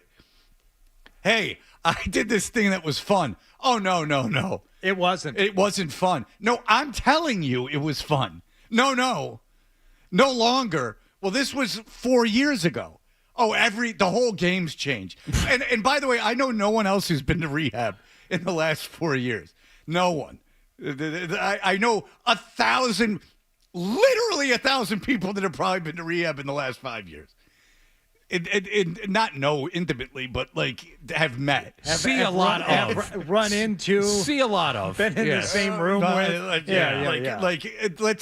It's not so. I mean, look, if you go to, I don't know. There's a million rehabs, and a lot of them are scams. Quite frankly, the whole outpatient thing, and I would not suggest it. No, but a lot of them in the facilities that that I've seen and endorsed one of them after I saw it. I'm like, this place is absolutely gorgeous. Now, the work that you're doing while you're in there, okay, not all of that is going to be a barrel of laughs, but the fact is they are not prisons, and they are. I found it to be many of them. Everyone, you're all on like the same page. Everyone's going through something. Like everyone's, there's a sense of camaraderie.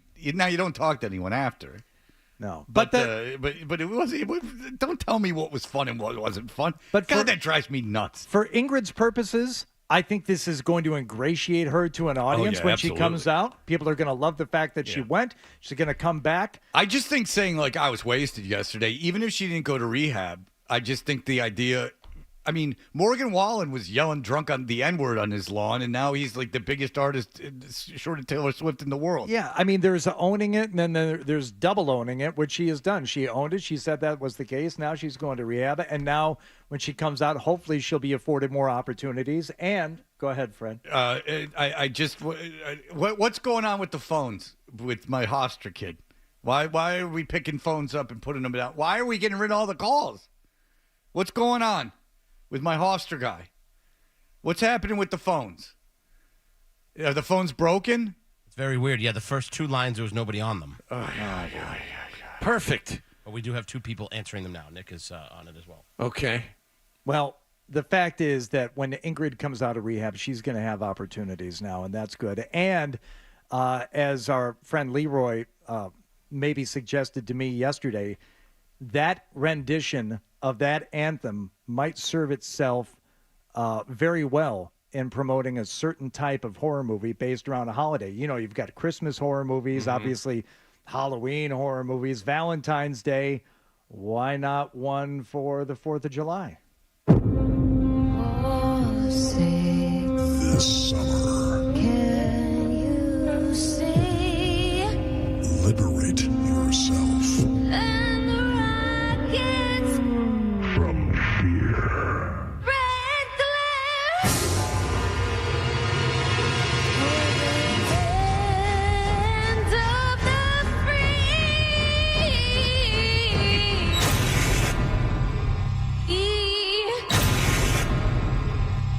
And the home of the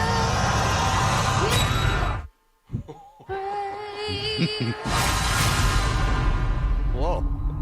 I would see that movie. I'm buying in. I just like how there was no dialogue. You just know from the that's the sound of violence. Yuck, yuck. All right, very good. I had a whole plan, but then the phones went to crap. Yeah, but we're trying to stay out in front of it anyway. We got a big guest, Fred. All right, so we'll be back in just a moment.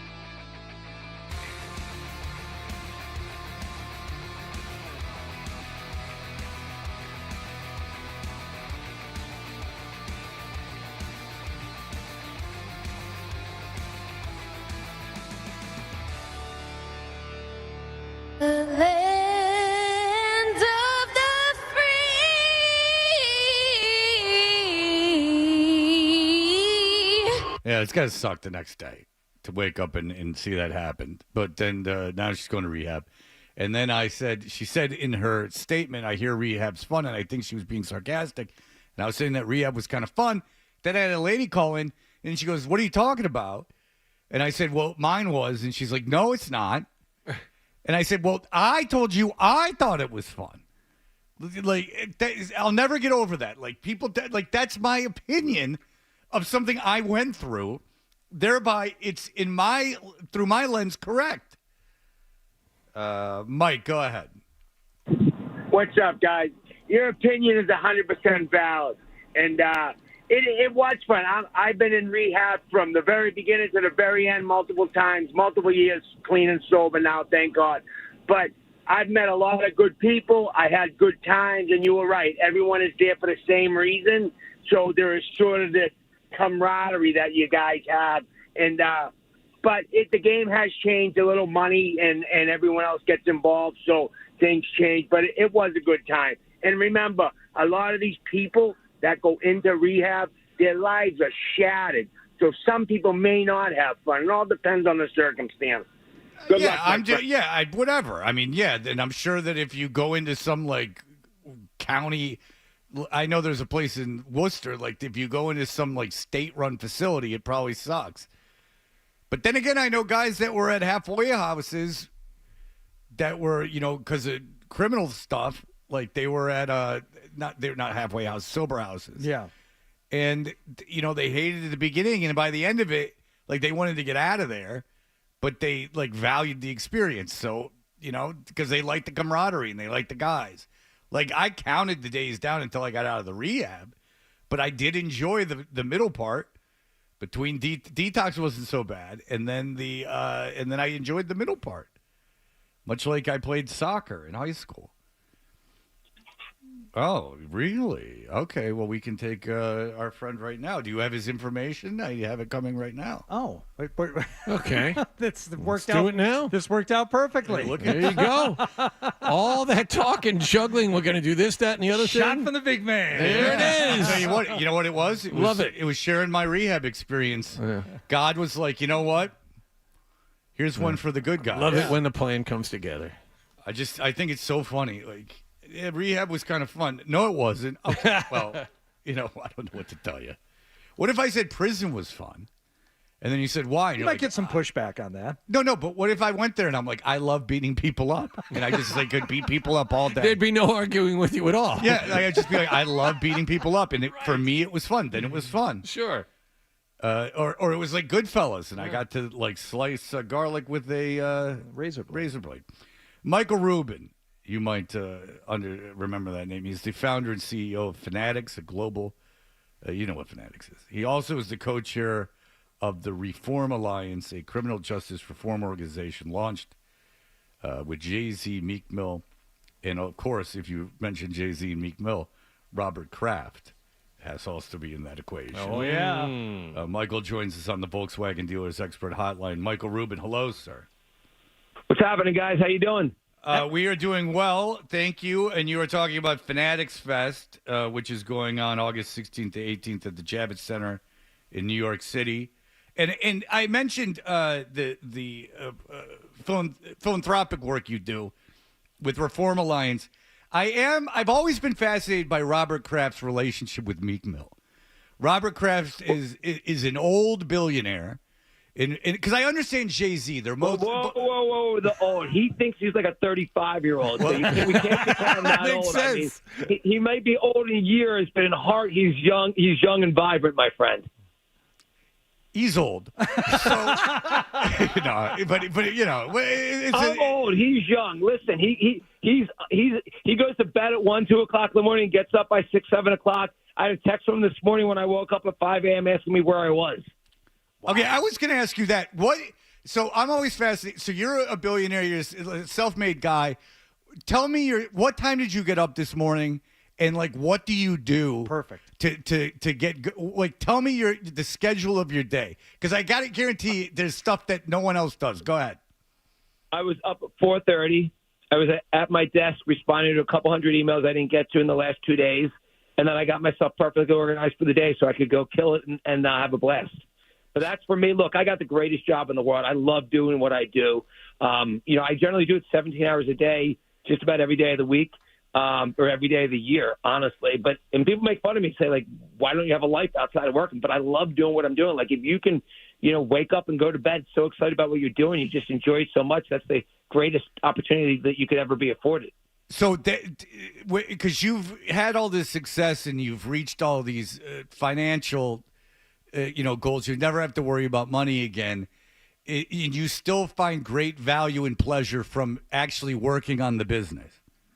Look, you got to go back and say, I'm one of the world's worst students known to mankind. I barely made it out of high school. I didn't go to college. As bad as a student as I was a worse athlete. And so you do what you're good at. And for me, I was always great at work, and I was always great at business, and I always really loved it and enjoyed it. And so I just do what I love to do. And, you're always, to me, learning is a great privilege, and getting better at your craft's a great, honor. And so I do that every day, and I'm always just trying to learn from the people around me, have fun doing it. And by the way, we have a blast at what we do. Like I said, I work with thousands of the greatest athletes in the world. We serve over 100 million incredible sports fans. So what could be better than doing that? Yeah. Boy, that's what I want to do. And you have children, you got a family. Is that the advice you would give your kids? Like, you don't have to go to college. Find something that you're passionate at. Where would you stand when you're giving advice to kids? Of course not. I would tell my kids they got to do as well as they could possibly do. And by the way, college is right for most people. It wasn't right for me. And my daughter is going to go to USC in the fall. Couldn't be more excited about it. But she, there's a moment she said to me, like, Dad, don't give me the BS that, I need to go to college. You didn't go to college. I can do this on my own. And she wants to build a really big apparel brand one day. But ultimately, what I think I've instilled in my 18-year-old daughter, and I also have a 4-year-old and 2-year-old, what I've instilled in my 18-year-old daughter is work ethic and hustle. She's been by my side, for 18 years, and she's watched me. Like, she's with me so much, and she just sees the hustle and the work ethic and how we bring people together. And, even at big events you see, like the White Party last week or the Fnatic Super Bowl party or lots of things that you see Robert at, she sees how we're bringing things together and how we're connecting all the dots. So to me, what I taught my daughter is just, I'm going to outwork and out hustle everybody. 2-year-old, that's why you're up at 4:30. You want an hour to yourself before that one gets up. Yeah. My 2-year-old and 4-year-old were in a different location than I was today. So, honestly, right now I'm just so locked in a Fanatics Fest. No one's ever done anything like this before. We're creating this sports festival, which really, I don't know if you guys know this, it really came from me walking to some of the big trading card shows and then also going to, Comic-Con and South by Southwest and Coachella and seeing all these great festivals. I'm like, there's nothing like this in sports. Why is there not a great sports festival? So we really just said we got to bring the best athletes, the best artists, the best sports fans, the best sports properties, the best sports teams together. No one's ever done what we're going to do at Javits in New York City, August 16th and 18th. And by the way, we got a lot of New England royalty coming. Tom Brady's going to be there, interviewed by Stephen A. Smith in front of a couple thousand people. He's also going to be throwing passes to a couple hundred local lucky kids. We've seen that never works well when he throws a pass to me, so he's got him throwing to much more coordinated 8 to 12-year-olds. Robert Kraft's going to be there. We're going to have a bunch of the Celtics basketball players there. We got Big Papi's going to be there. But we're bringing 200 incredible athletes together. All the leagues are going to be there, run the 40-yard dash in the NFL, take batting practice at baseball. Or if you're like a WWE fan, you can come out to the entrance that a WWE superstar would come to. So, no one's ever done anything like this before. I didn't understand that. At WWE, what happens? WWE, the way a superstar makes their entrance, you as a fan can make the same entrance. You pick your music, come out, and you do the WWE entrance. It's amazing. It's the only athletic thing that I could do at Fanatics Fest well is make a WWE entrance. I think we got Dana White with the UFC and fighting competitions and how hard can you punch into to be rated from a UFC perspective. So each league's going to activate. We're going to have a big collector show, special merchandise drops, but really everything's really centered around 200 incredible athletes that will be there. And no one's ever brought this many athletes in a show like this together before. Well, Michael, it looked to me as I was investigating this kind of looks like it has the vibe of what they try and do with the Super Bowl every year with the NFL fan experience, except this is for all sports and the one thing you don't get at an NFL fan experience is the athletes. You're walking around with a bunch of like-minded sports fans, and there's a lot of cool stuff to see and do, but the actual athletes themselves aren't there, and it's only about football. This is a bit of everything, and the actual guys, like you mentioned, Brady, David Ortiz, Barry Sanders, guys like that are going to be there. I've met him. So that to me is the best way I was trying to like figure it out in my own head. It's like, it's like an NFL fan experience, Super Bowl thing, but for everybody. It's exactly what we went into the NFL Fan Fest, the Major League Baseball All-Star Fan Fest, what NBA does at All-Star Game. We looked at each sports event and said, how do we take the best part of that, combined with getting the best athletes in the world together with 100,000 sports fans in New York City. And when this works, our dream, our vision is how do we do this in every big city in the world? So how do we do this in China? How do we do this in Japan? How do we do this in England? How do we do this in Los Angeles? How do we bring this to the biggest cities in the world? And there's something like this in kind of like Comic-Con. Like, and I went to Comic-Con in New York City, and I saw a couple 100,000 passionate fans, by the way, most of them dressed up in their, in the characters they care most about, walking through the show. I'm like, why do we not have anything like this in sports? So it really is what you said, a combination of what you'd have at the Super Bowl, where you have at each big marquee sports event, together with the athletes in one spot. And, for us, this is only about how do we create an incredible connection with sports fans that you can't do by selling the merchandise in the same way. So I think everyone who comes through here should be a giant fan of Fanatics and, really just, give them an experience that nobody else would give them. Now, you say your experience from walking through card shows and stuff like that. I know you were owner of teams and you're a billionaire and everything, and you work closely with all these athletes. But was that something that you did, is that you collected at any point? Were you into that kind of thing, like the sports collectibles? I know Fanatics, yeah, the brand. 100%. That was my first business. Like when I was 8, 9, 10 years old, I would always trade cards. The difference with me was most kids my age would trade them with each other, and I want to find their parents who had the money to sell them the cards. So I've been in that business since literally 40 years ago. But I hadn't been to a card show probably since I was 12 years old. And I went back 3 years ago to the National in Atlantic City, and I saw more than 100,000 collectors there, which was astronomical. It was amazing to see so many passionate collectors in one place.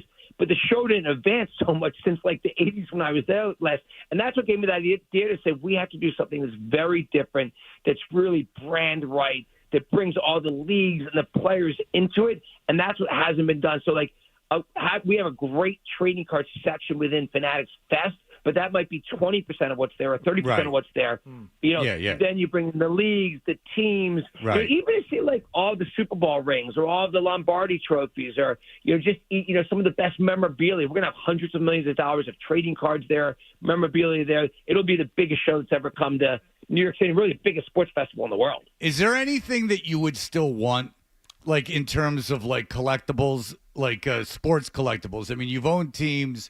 You could pretty much buy anything. Is there anything that if you saw it, you'd be like, I got to have it, like a particular athlete, a particular event? I mean, you could get real particular. I mean, you could go like first Olympics or something. Is there anything that you would really want?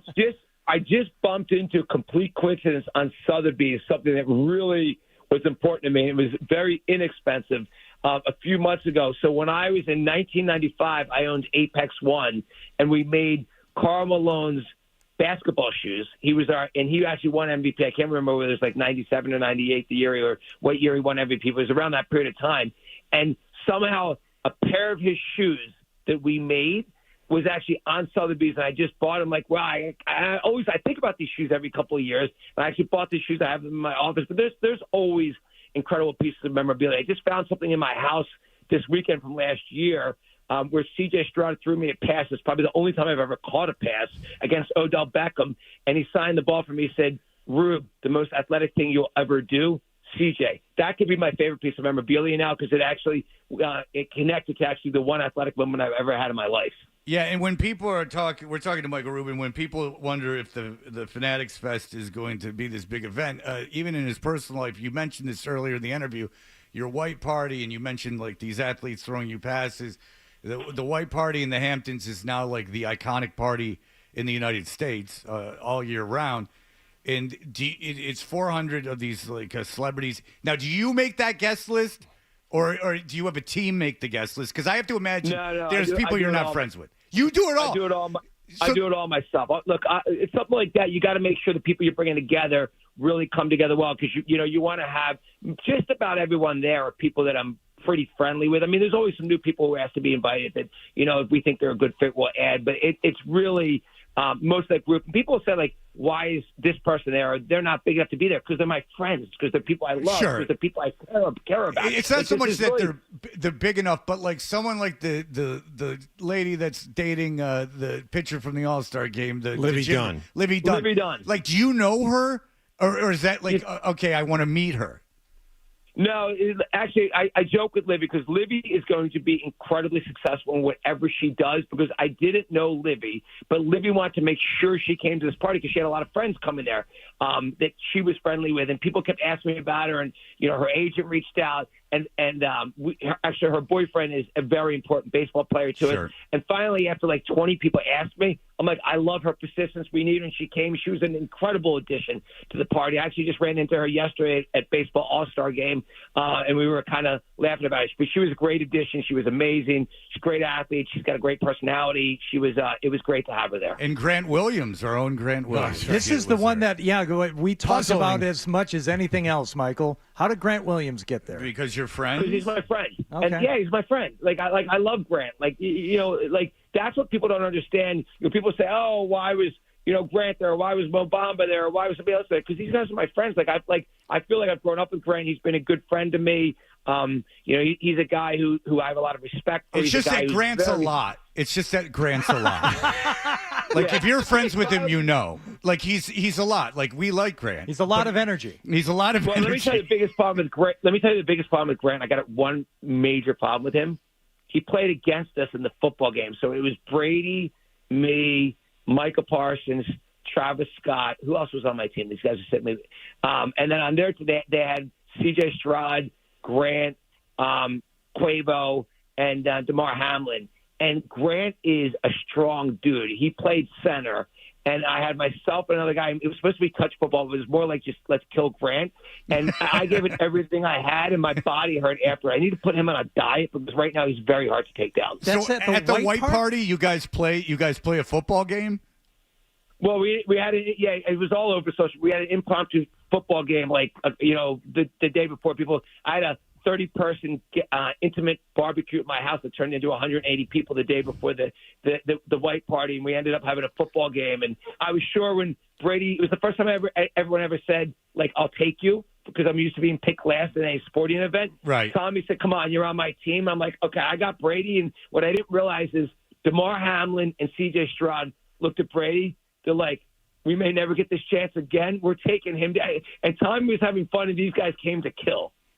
Really? So they outworked Tom in the game. Tom actually took, because I don't know him, but he's this well-known competitor. He's competitive at everything. Oh, he was competitive as heck. The problem was he had me on his team, so I was negative value. He threw a touchdown to Travis Scott right away, and then we actually had Odell on our team too. But Odell was very distracted during the game, if I'm being honest. So I think it was. What was distracting him? I think who was distracting him? There might have been.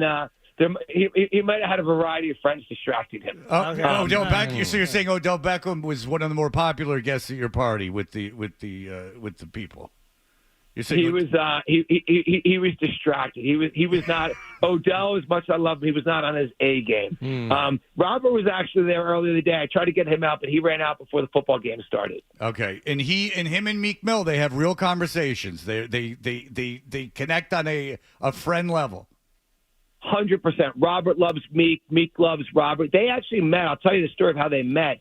I was going to All-Star Game in baseball when it was in Miami. I think it was 2018. And, Robert's always very curious. So he was asking Meek lots of questions, and Meek was asking him lots of questions. It was one of the first times I introduced the two of them. I just sat back and kind of listened to their conversation. They were each so curious about each other's backgrounds. And, Robert about, where Meek came from, how he, accomplished what he did in his career, kind of where he wanted to go, how he's kind of giving back to his people. And Meek had so many questions about Robert, about how he accomplished what he wanted to. So it's a great conversation. They have a truly extraordinary friendship. And look, the one thing I'll tell you, and they're telling me I got to run, but the one thing I'll tell you is whether it's Fanatics Fest, where I want to bring together 200 of the best athletes and 100,000 sports fans, or it's the White Party where I bring together 400 people, or it was Robert Meek that day. Like, we all like it. Robert's the same way, bringing people with different backgrounds together, and then we can all learn from each other. And I can tell you, we're all learning from each other every day. And whether it's Robert learning from me learning from Robert, us learning from Meek, or vice versa, we're all learning from each other every day. And that's what makes, when people with different backgrounds come together, it may seem weird to you. Like, what the heck does Meek Mill and Robert Kraft have to do with each other? Because, one, they have mutual respect for each other, and two, they learn from each other. And so each of those guys are big learners. All right. Well, there you go. Michael Rubin bringing people together. The Fanatics Fest going on in New York City, the Javits Center, August 16th through the 18th. And, hey, listen, it was great talking to you. We appreciate having you on. Hey, great being with you guys. Thanks so much. All right, take it easy. There you go. Michael, he's off on time. There you go. He was early. Yeah. And off on time. Mm-hmm. Boom. I might have to rethink my anti-party stance. It actually sounds like a pretty good. The pre-party sounds better than the actual white party, because I don't like playing dress up. I got to wear all white. The pre-party sounds like the one to be at. Yeah. Yeah, I'm not positive. If I'm having the party, I'm like, hey, Tom, let's go throw the ball around. Seems a little uncomfortable. But he was a nice guy. Oh, yeah. Billionaire. You wouldn't ask for the touch football game, you're saying, if Tom Brady was at your party. No. I mean, if he was like, hey, like, I'm going to throw you a ball, I'd be like, cool. But I don't know if I'd be like, let's. What about Zoe? No, Zoe break your hand. It's already happened. It's already happened in this market. Zoe's broken a guy's hand. I had it happen. They had a kid from Eastern Michigan come to one of my Pop Warner practices. He's the quarterback at Eastern Michigan, D1 school, but not like he's not right.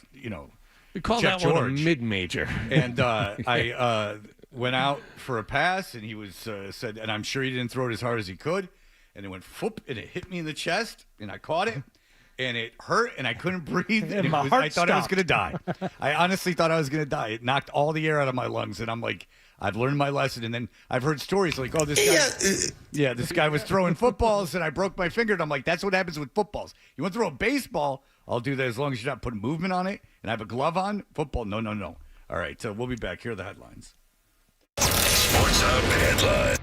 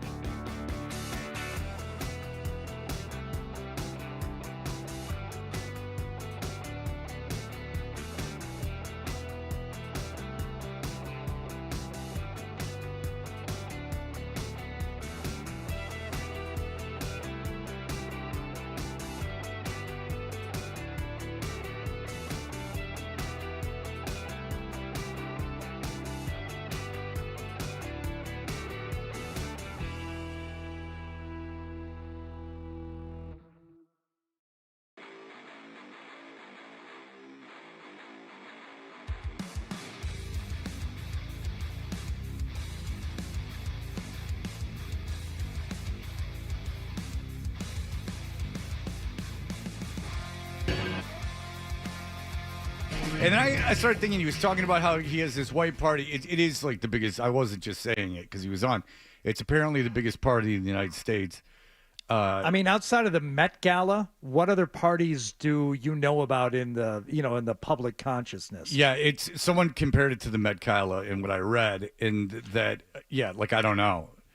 But what's funny is that during the Met Gala, who's the guy that used to be on Fox? Bill O'Reilly had his birthday party, and the best show. This now it's a podcast. It used to be a radio show called The Best Show.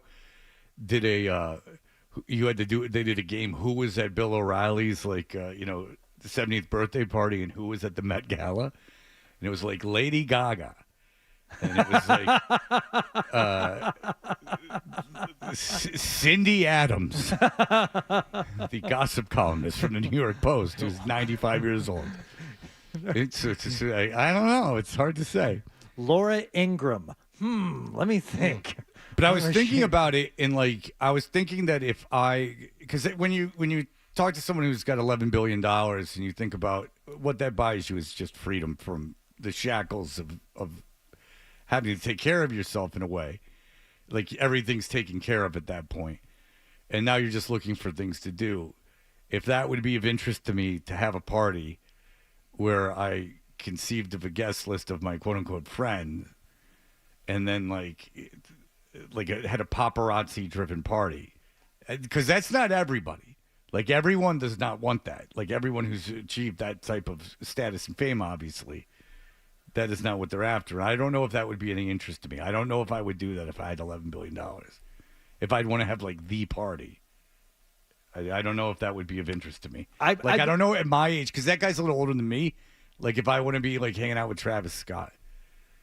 I don't know if that would be something. But that's the nice thing. When you have 400 people at your party, you really don't have to hang out with them. No, but it's the idea that I'm having this party specifically for the reason that it's going to be considered the biggest party in North America.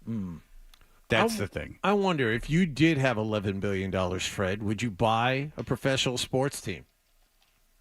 We've had numerous conversations about what you would do if you did own things. Screw this guy. If he's complaining, get rid of him.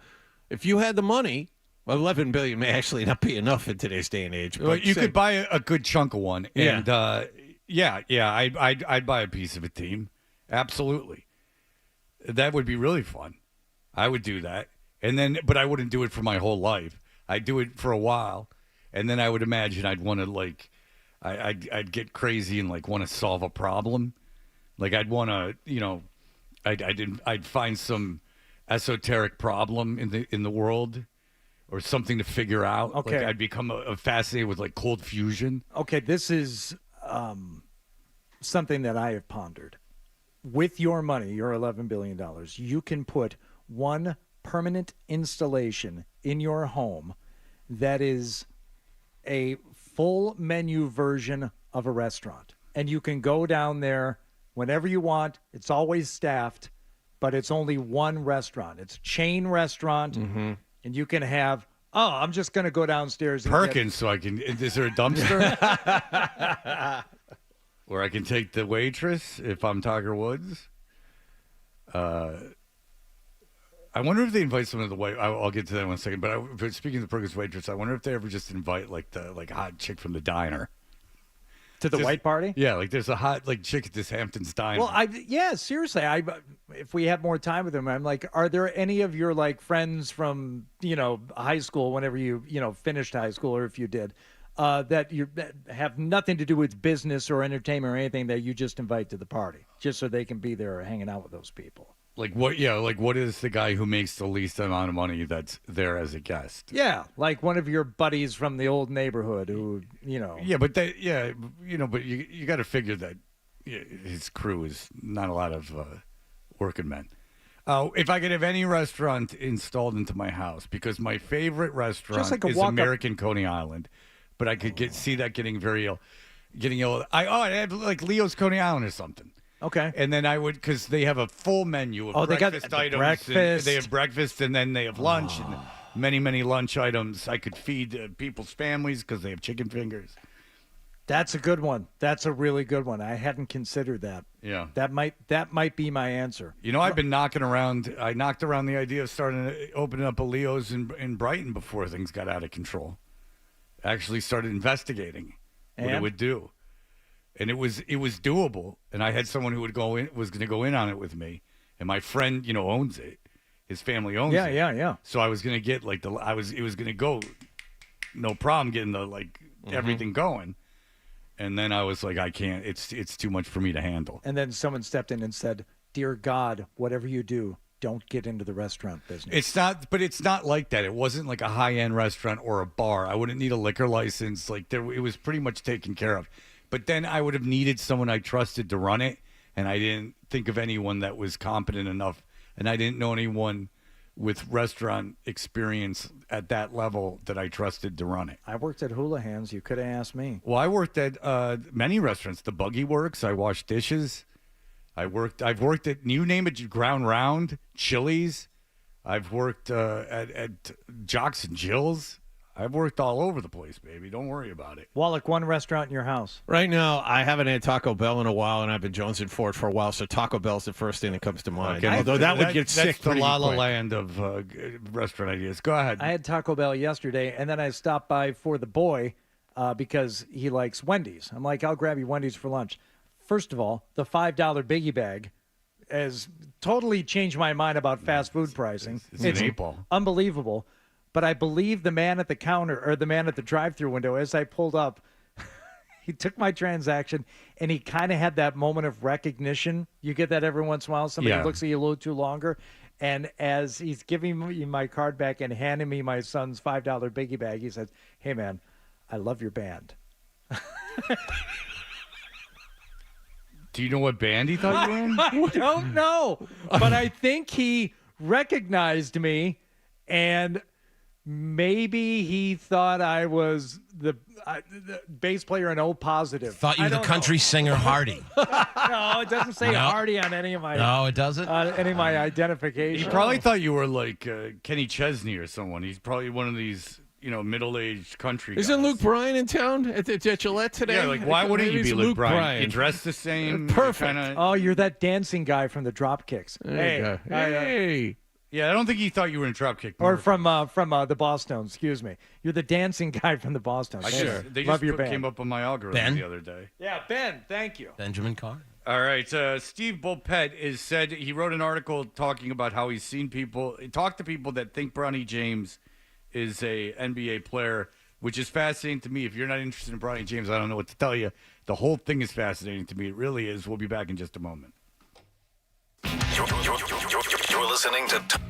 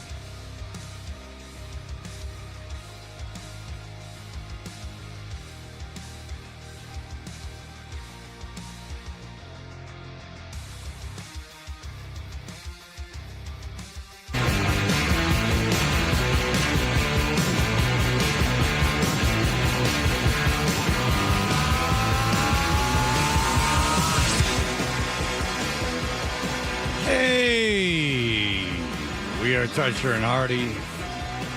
And we're brought to you by FanDuel Sportsbook. Make every moment more with FanDuel. You can watch us on YouTube. Search 98.5 The Sports Hub on YouTube. And subscribe to keep up to date.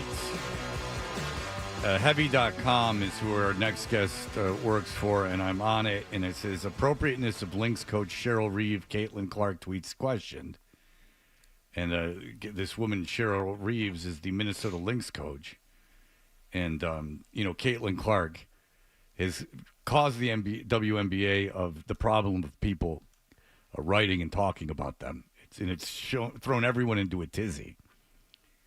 And a Lynx game, the Minnesota Lynx game, was not going to be available on TV, if you could imagine. And there was a ad for a upcoming matchup featuring the Caitlin Clark's team. And Reeve posted the ad on X, reposted it, and put hashtag the W is more than the player. And a fan asked why the game wasn't on TV. Another fan said because they only care about Caitlin. And then the coach said that part. To that I would say, this is all very new to you. How about relax? Yeah. No one cares about your team at all. And you're complaining about no one cares your team, but they're caring about something else, which is involved in your sport. The water raises for everyone. It just seems like the majority, high tide raises all boats. It seems like the majority of players and media members are missing this very salient point, which is no one was paying attention to the WNBA for 25 years. People are actually paying attention to something involved in the league now. Maybe you support that so that the evolution of this, people will begin to care about all of the things in your sport, the more they watch this one person. So you've coached the Minnesota Lynx in absolute anonymity. No one cared. It's zero stakes game.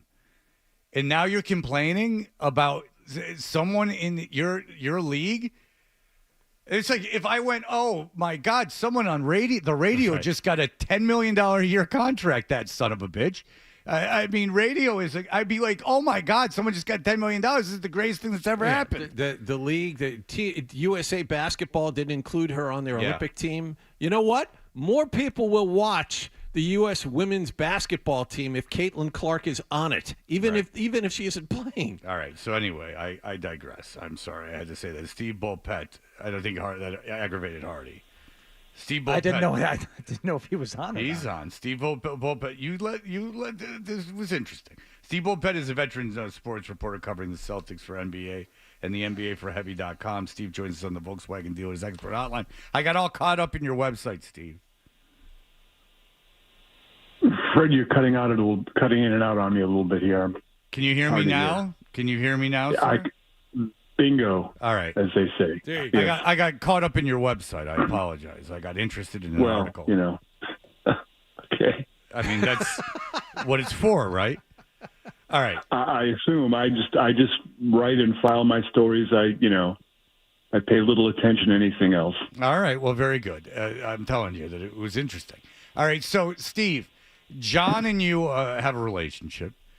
John. Well, you say it that way, and rumors start. Oh. Well, that's the way John framed it.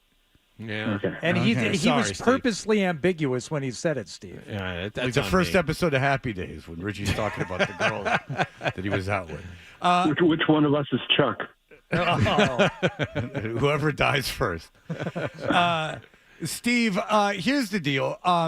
John is telling me that you have talked to people that believe that LeBron James' son, is a NBA quality player. An NBA quality prospect. Okay. Yeah. Like right now, no. I mean, but I'd say probably a very good handful of players that were selected in the 2 rounds of the draft are not right now NBA players. Okay, but that runs counter to a lot of the things that we've been hearing and kind of the way that he's been performing so far in the Summer League. It's small sample size, but he's not an overly tall kid. He seems to be a very poor shooter. Do you think that he would have been drafted? I'll ask you this first. Do you think he would have been drafted based on resume and potential if he wasn't LeBron James' If his name was son. Joe Smith. Yeah, I do think so. The problem that, a couple of reasons why teams shied away. Number one, the word was that they were threatening to, if you pick him, we're going to send him to Australia, that kind of thing. So don't bother. Number two, there's the circus that goes along with drafting LeBron James's son. It was hilarious. There's a ramp that leads into Thomas and Mack Arena at UNLV, and I was in that area there, like teams coming in and out, GMs and coaches and whatnot.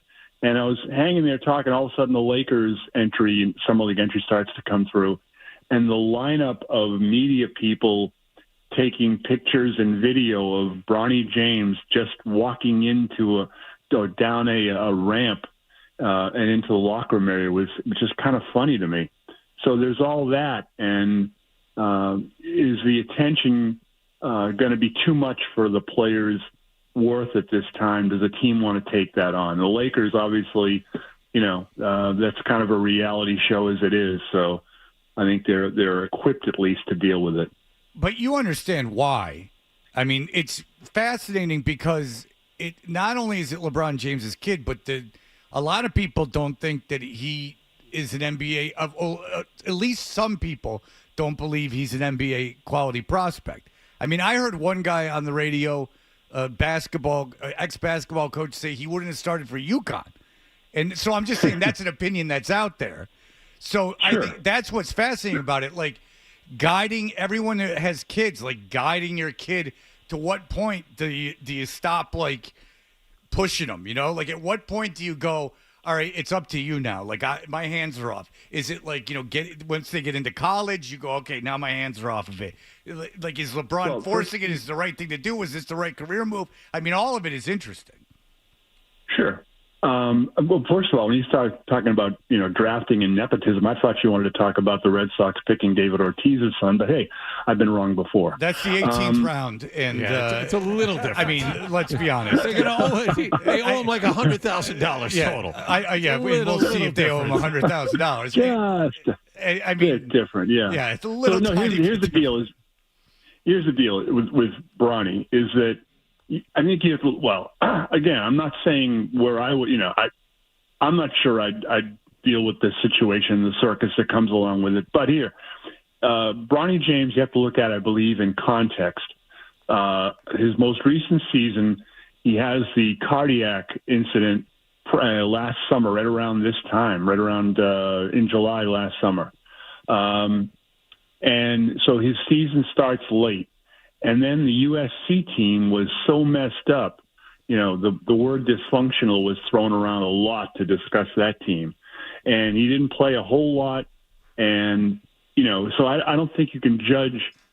It's harder to judge where he is as a player based on that season in that program. So, I watched him out in Vegas, and I saw a guy with good court sense and some good physical skills.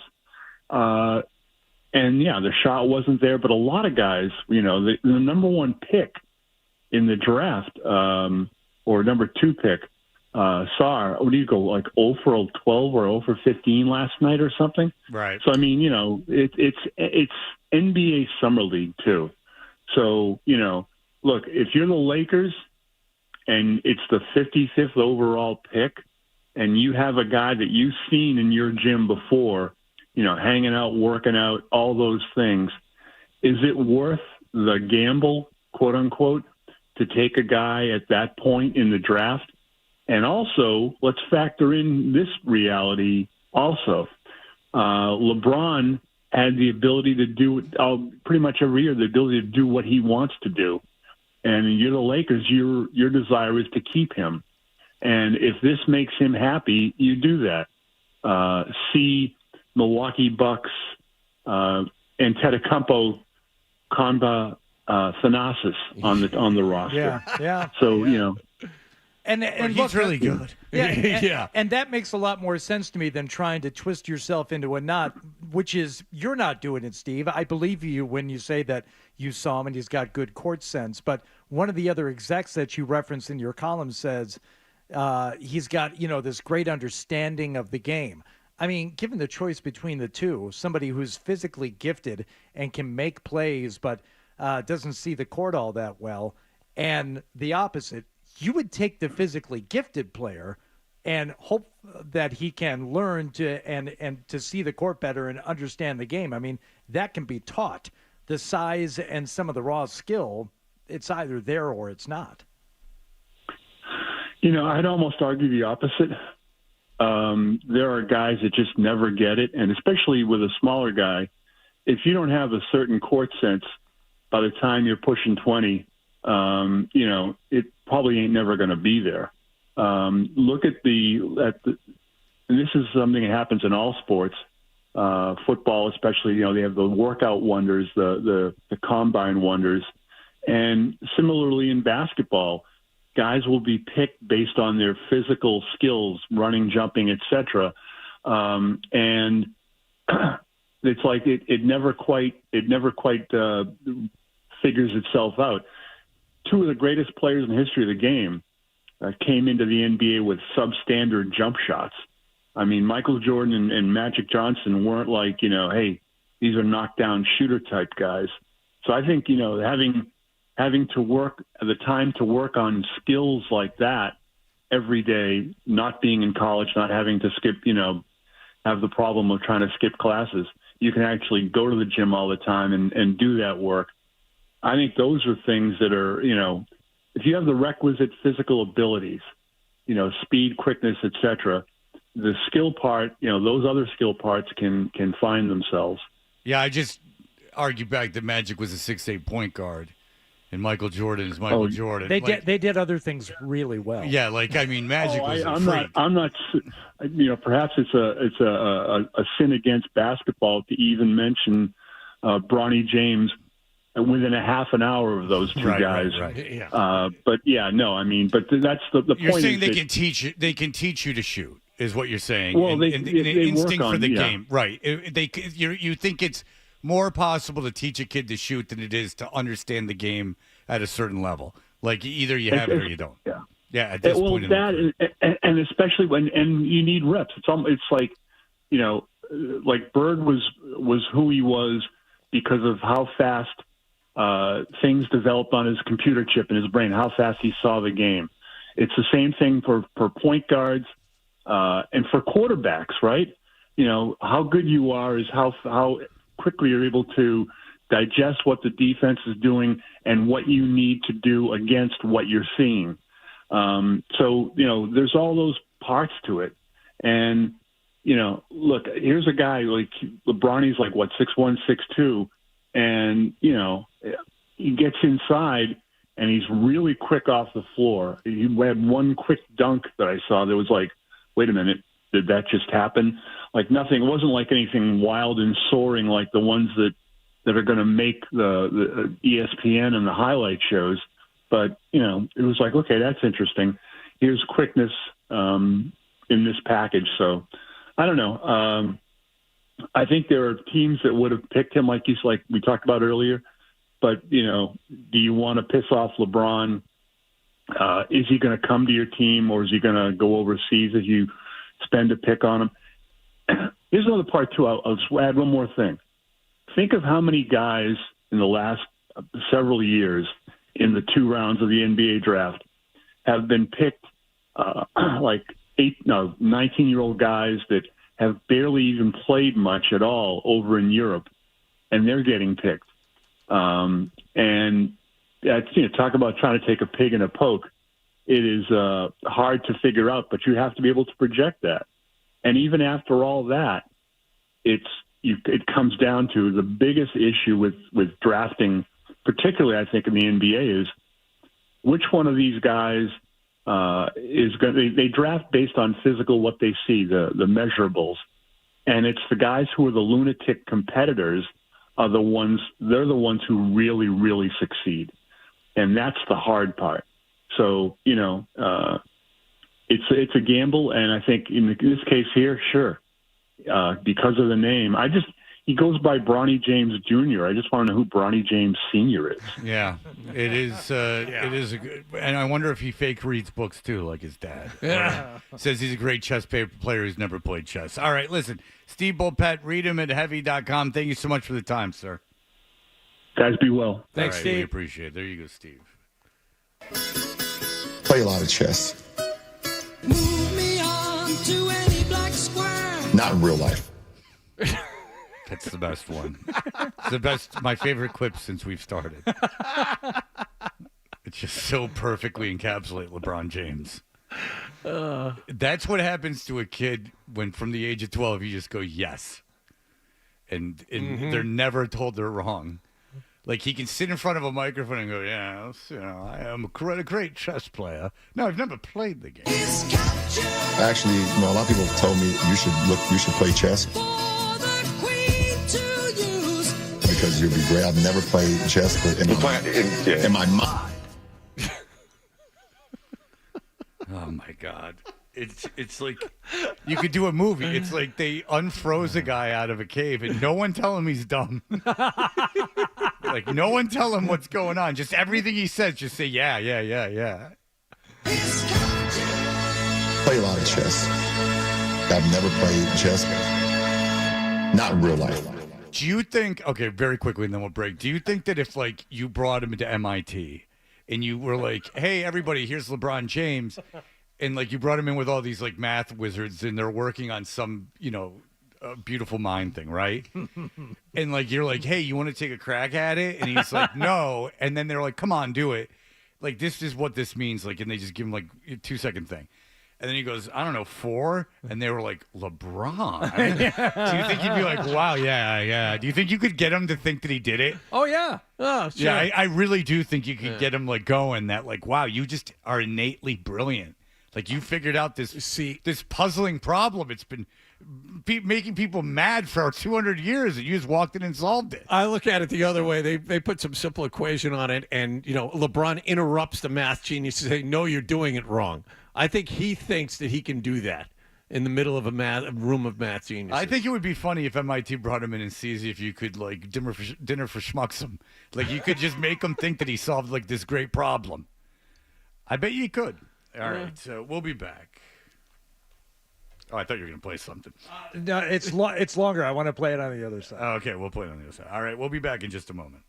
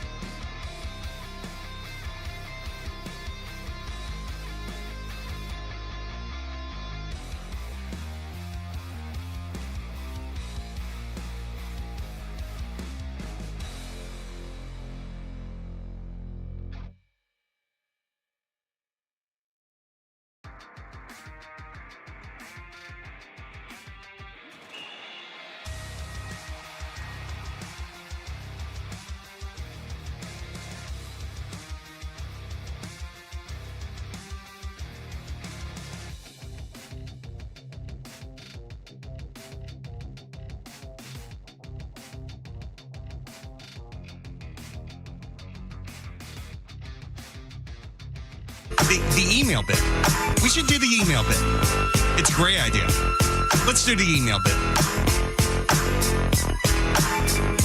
Hey, we are Toucher and Hardy. You can email Mr. Wallach at JON at 985thesportshub.com. You can email Hardy at 985thesportshub.com. You can email me, Toucher, at 985thesportshub.com. You can reach us at Instagram, where young Nicholas is making these videos. Yeah.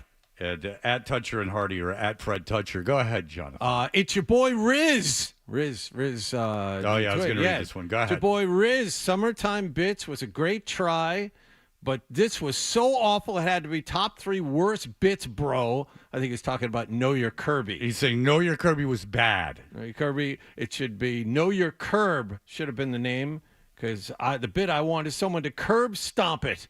And it's all one big run-on sentence with Riz. Riz writes stream of consciousness. Riz and Hardy, I want to make sure you hear this. Riz, not a fan of Know Your Kirby. He sent us a long email about how much he hated it. Yeah, yes. I saw that. Except for what? Read the last sentence. Go ahead. Oh, the last sentence. Jesus Lockhart. No, before that. Birth of a Nation, died laughing. Fred, keep up the great work, guys. Not much going on in sports. Go back. You ran through the sentence. Go back and read it like you read everything else. Okay. I wanted to curb stomp Birth of a Nation. I died laughing, Fred. God, Jesus Christ, what? John, read it. Read it. You're stumbling all over yourself, you prick. Did he read that correctly? What? Read the sentence, moron. It's in front of you. I died laughing, Fred, is what it says. Before that. But he explains why he died laughing. Jonathan, get him the Celtics job now. Get him out of this studio. Know Your Curb should have been the name of the bit, because I wanted to curb stomp me. Just kidding, LOL. That's what it says right before that. What am I missing? Oh, my God, John. Do you have the Riz email? Yeah, I read it yesterday. I may have deleted it, though. I wanted to curb stomp me, JKLOL. Birth of a Nation, I died laughing, Fred. Keep up the great work, guys. Birth of a Nation, I died laughing, Fred. So, even though the bit sucked, I came in and saved the day with my Birth of a Nation line that had him die laughing. So how bad could have the bit been if he was dying laughing, Jonathan? That's what I was getting at. Never let a boy take a man's job. Of course. I should have been reading that all over the time. I apologize, Fred. I left out the part where he said you were awesome. Or I didn't say it correctly. Now you're just backpedaling in Spitfire. I'm apologizing to you in front of everyone right now. Can't even take the apology. This is gaslighting. Isn't it really? Is that what this is? Yeah. I don't even know what that means. What is gaslighting? Well, I'm starting to understand it. You're turning it on Fred. Am I turning it on anyone? I just apologized to him. That's not enough to apologize. Martyrdom that you fall into oh my God, Fred, okay. I didn't want to read the thing. Now you're doing it again. You guys got this too, and it's visual, but whatever. It's someone said, "Is this Cedric Maxwell?" And it's a picture of Angel Reese, and someone just glaring at her ass, like just staring at it right behind her, just staring at her ass. And for a second, I went, "That is Cedric Maxwell," but it's not. Far too heavy and not tall enough. Cedric Maxwell's got to be taller than Angel Reese, right? Yes, a lot taller than Angel Reese. Wouldn't you think? Yes. We got a dissertation from our gay friend Dev about poppers that is far too long to get into. Oh, but please get into it.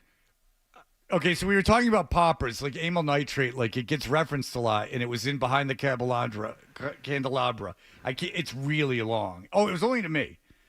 So this is why I got it. Freddie T, as one of your 5 queer listeners, please allow me to shed some light on poppers. They are primarily used in the gay community, but believe it or not, many straight people use them too. Yes, they relax things, but there is an additional effect on lowered inhibitions. Popper use can just be solo and not only for, and then he gives 2 online brands, one out of Austin, one out of Chicago, to buy poppers. And then he says you can also buy them in sex shops. And he says how to use: open bottle, press one nostril closed and inhale through the opposite. Repeat on the opposite side and cap the bottle. Hold breath for a beat. Exhale. Put on John's big butt porn and leave the man to enjoy. He said, don't spill poppers. Don't get them on your skin. It's fine. Just wash your hands quickly. And never leave the bottle open for extended periods, as the vapors will escape. Oh yeah, you don't want to waste the popper juice and put them in the freezer. He says. What? The popper gas. Oh, okay. And then he says, all these warnings sound terrifying, but it's fine probably. Yeah, I cannot condone the use of poppers. I've never have done them. But I love our gay audience getting very involved ever since we played the bear guy. A rugged double bear. No, not him. It was Tom Goss. Yes. So we only played Tom Goss's song to us a couple of times. And Hardy. Yeah. Dad. And Hardy. Yeah, the lack of effort he put into it is really something. And apparently he's been trying like the Dickens to get he's been trying to get on the show, like calling in, and he's like, I want to call in the show, and it's like, well, call in the show. It's the phone lines are open. We got one in my house to kids I'm elevating. Hey. Yeah, you. Oh, you a shy one, aren't you? So cute. That's Nerdy Bear. Yeah, you make a good point. If you're someone that we want to talk to, call up. You don't. Well, I mean, yeah. This is not a difficult exercise. Yeah, based on the effort he put into the Toucher and Hardy song, I don't want to have him on as a guest. There's really nothing to talk about. But if you want to call the show, just call the show. This is not a difficult thing to figure out. Derek says, Freddie T was just listening to talk about your dad, and it sounds like he is exactly how Shane Gillis talks about his dad, watches Fox News until they get angry, only usually picks up one piece of information, which is usually that Nancy Pelosi is a bitch, and is very concerned about building a wall even though they live thousands of miles from a border.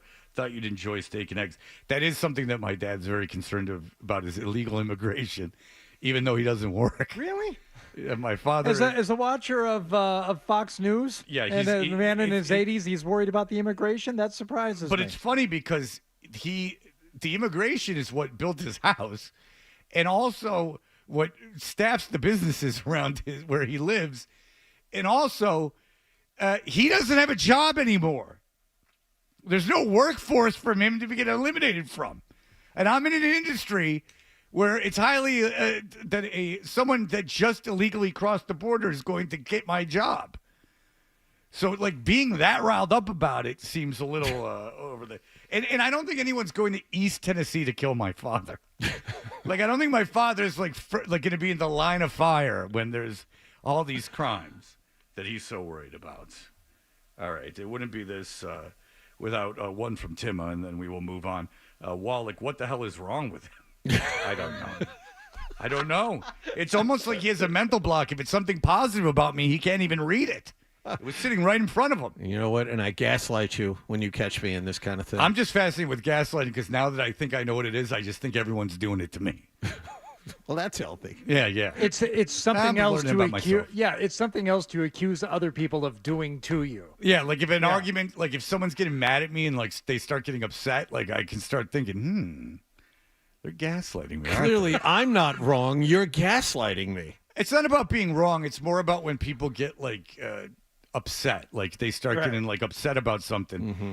You know how when someone's upset at you and they start going on and on, you have an internal dialogue. Oh yeah, like in your head, like you're not really even listening to them. You're just thinking like, wow, this person's.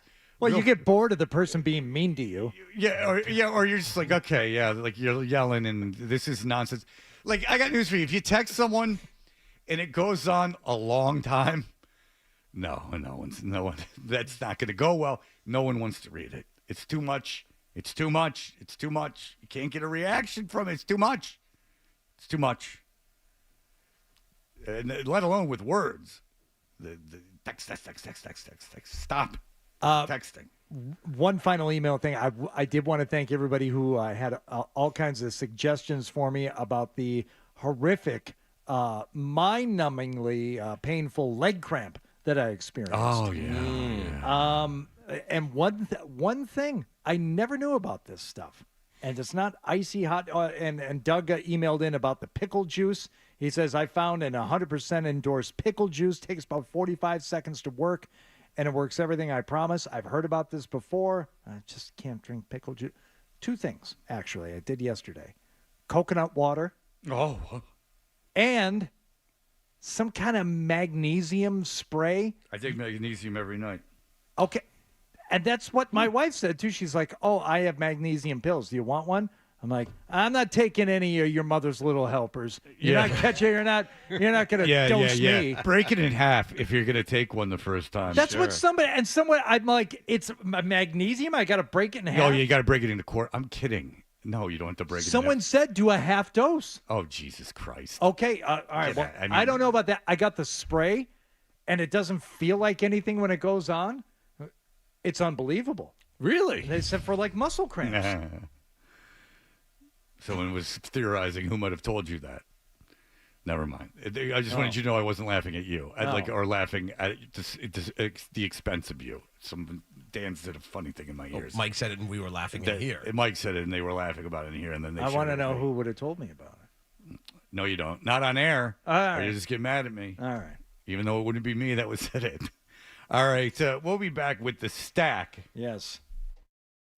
Sports Hub headlines. The American League beat the National League last night 5-3 to win the Major League Baseball All-Star Game for the 10th time in 11 matchups. Red Sox outfielder Jarren Duran hit a tie-breaking 2-run homer in the 5th inning.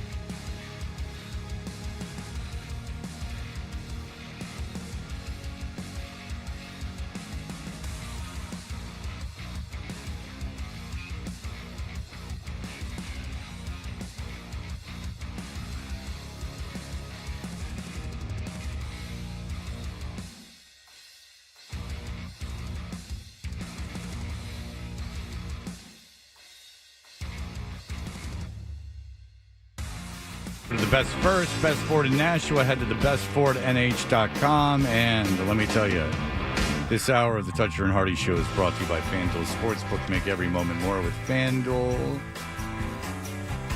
They are on Fox all over these scooters and mopeds and pedestrian-only zones. Bad stuff. And the guys cover their faces when they're going by, but then they have big coolers on the back that say the name of the company they're delivering for. So that might be against their anonymity, unless they are wearing have a fake cooler on the back. That's twice you've used that word today. I want you to say it one more time. Anonymity? Nope. Anonymity? Nope. I don't know. Double N's. Double guns. Anonymity. Anonymity. There you go. Anonymity. Thank you. Well done. It will never be wrong again. Anonymity. Huh. Huh. Huh. Huh. Huh. Huh. Jaylen Brown selling his Fort Point penthouse. List price? 4 point. Boccioni was a man of science when I was for the working man. No, not the periodical. He's selling. You bought Bob Guccione's New York dump? No, it's an actual residence that Jaylen Brown. Yeah, the residence with the pool in it, with the pets. Lives in. It is a 2,964 square Smaller foot than my penthouse. place. Let's call it 3,000 square feet. Okay. That's smaller than my place. With a 400 square foot roof deck. What do you think it's going for? Where is it? Fort Point Channel. Where's that? Seaport. I am going to say that is going for $5 million. Very good. 4.75 million. If someone knows his real estate. It is at 49 Melcher Street, 3 bedrooms, 2.5 baths. That's like my little dance number, 45 Felcher Street. 69 Felcher Street. 23 Skidoo. 69 Felcher Street was a big sensation at the AVNs in 1984.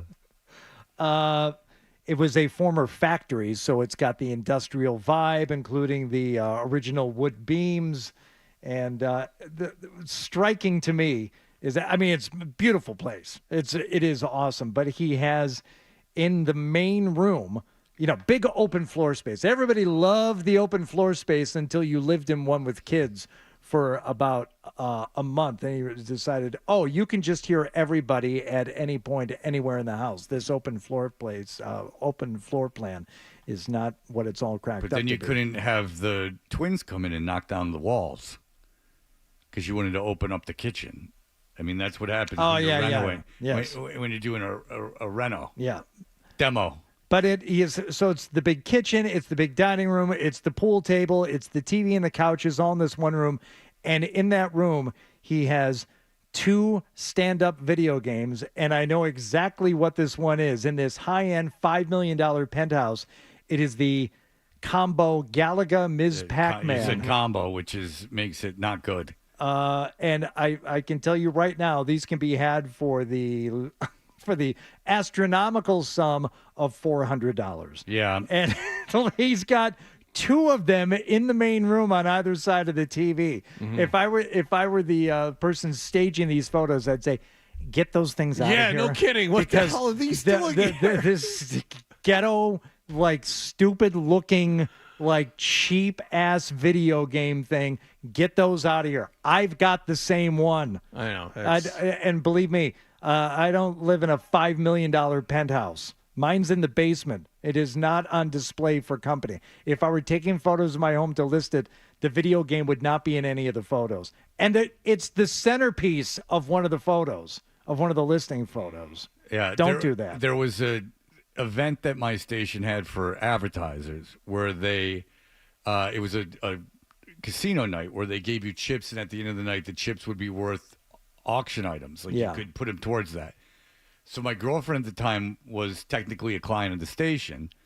So she gave me all her chips, and I just didn't care. So I just started making all these crazy bets, and I started hitting a lot of them. So I ended up with a lot of money, and then other clients just started giving me money. I was all drunk. And at the end of the evening, I gave her all the chips, and she bought this with the money in front of everyone. It was in this big ballroom at this hotel. She bought this Guns N' Roses pinball machine for me. Everyone knew I got it. They were not happy with me because the guy who was on the air, the night guy, got the one of the big prizes. Right. And I turned around and sold that thing $10,000. Wow. Not bad. What kind of pinball machine was Guns it? N' Roses. Wow. Not bad at all. And what a great move, because even if you loved pinball, you'd take that home and you'd play it for a month, and then you'd never play it again. I had a shack in the back, like a shed with electricity, and I had put it in that shed, and I played it like once, and I was like, all right, I'll sell it. Yep. It might have been more like Good. $8,000, but it Good. was quite a bit of money for yours truly. You guys watch Stranger Things? I saw the first season. Which is good. And then after that, it's not as good. The series or the season where it's, supposed to be right up our alley. And Jake Busey was in that season. I did an interview with him. I talked about it. He goes, oh, we're the same age. You're going to love it. You're going to love it. Talk about insisting upon itself and the nostalgia of it. I'm all set with Stranger Things. Apparently, there's another season. The thing was supposed to end twice already. But the 5th and final season apparently is ready, and Netflix has dropped a first look at the 5th and final season. 7 is married to now John Bon Jovi's son. Very smart move on both of their parts. Yeah, they're both in their early 20s. Good for them. Why don't you settle down as soon as possible? Nothing's going to change. What did I call her? Called her 7. Oh, yeah. That's what's in the box. Yeah, okay. 7-Eleven. Yeah, 7-Eleven. So her name is 11. Not That 7. didn't even faze me, and I've watched at least maybe all 4 seasons. I just remember when the season came out, they're going to you're going to love, because it's funny that you said that, because they were like, you're going to love this character. You're going to love this character. He's a mullet and a mustache. And then you're like, okay. Let me tell you what's then what?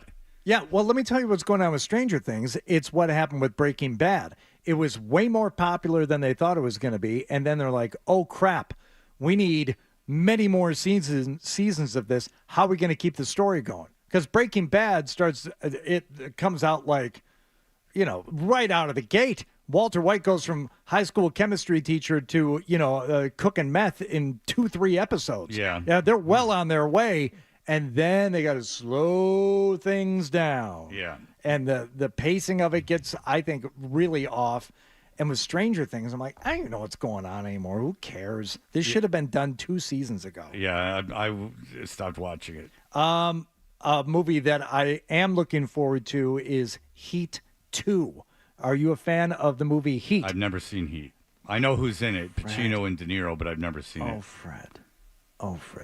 Val Kilmer, Al Pacino, Robert De Niro, so many other fine actors. And the Heat 2 novel written by Michael Mann is both a prequel and a sequel to Heat.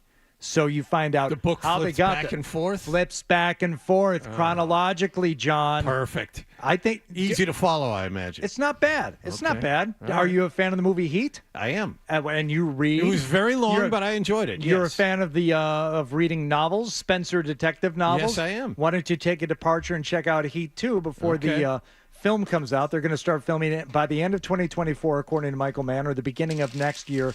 And in the roles of Al Pacino and Robert De Niro as younger men, they're talking about... is it going to go back to Bruno Kirby? They're Finally? Adam Driver in the Al Pacino or in the Robert De Niro role. Okay. And Austin Butler in that? Val Kilmer's role. Who's Austin Butler? I think he played Elvis. Oh, is that who he is? So you don't like him? Yeah. I didn't like him at first. I like him now. He couldn't get out of character. Why the change? Because I didn't like him because he became like Elvis, like off screen. Yeah, off screen. yeah. It's And then- really cool. Yeah, like DB. What a DB this guy is. Then he's Douchebag. seeing other stuff, and I'm like, he's all right. Yeah. He couldn't get out of character. He was such a method actor. He had trouble getting out of character. Which, can you imagine if you were around that guy? As Elvis? Just the guy just acting like Elvis all the time. Why are you acting like Elvis, dude? I'm playing the king.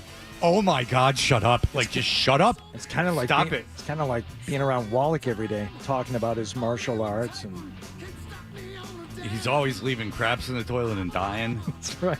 And plus all the pills. Woof. You're gonna. Oh, we forgot to give Wallach his drug today at 9 a.m. We could do it next Wednesday when we give poppers. John's gonna do poppers. Amyl nitrate.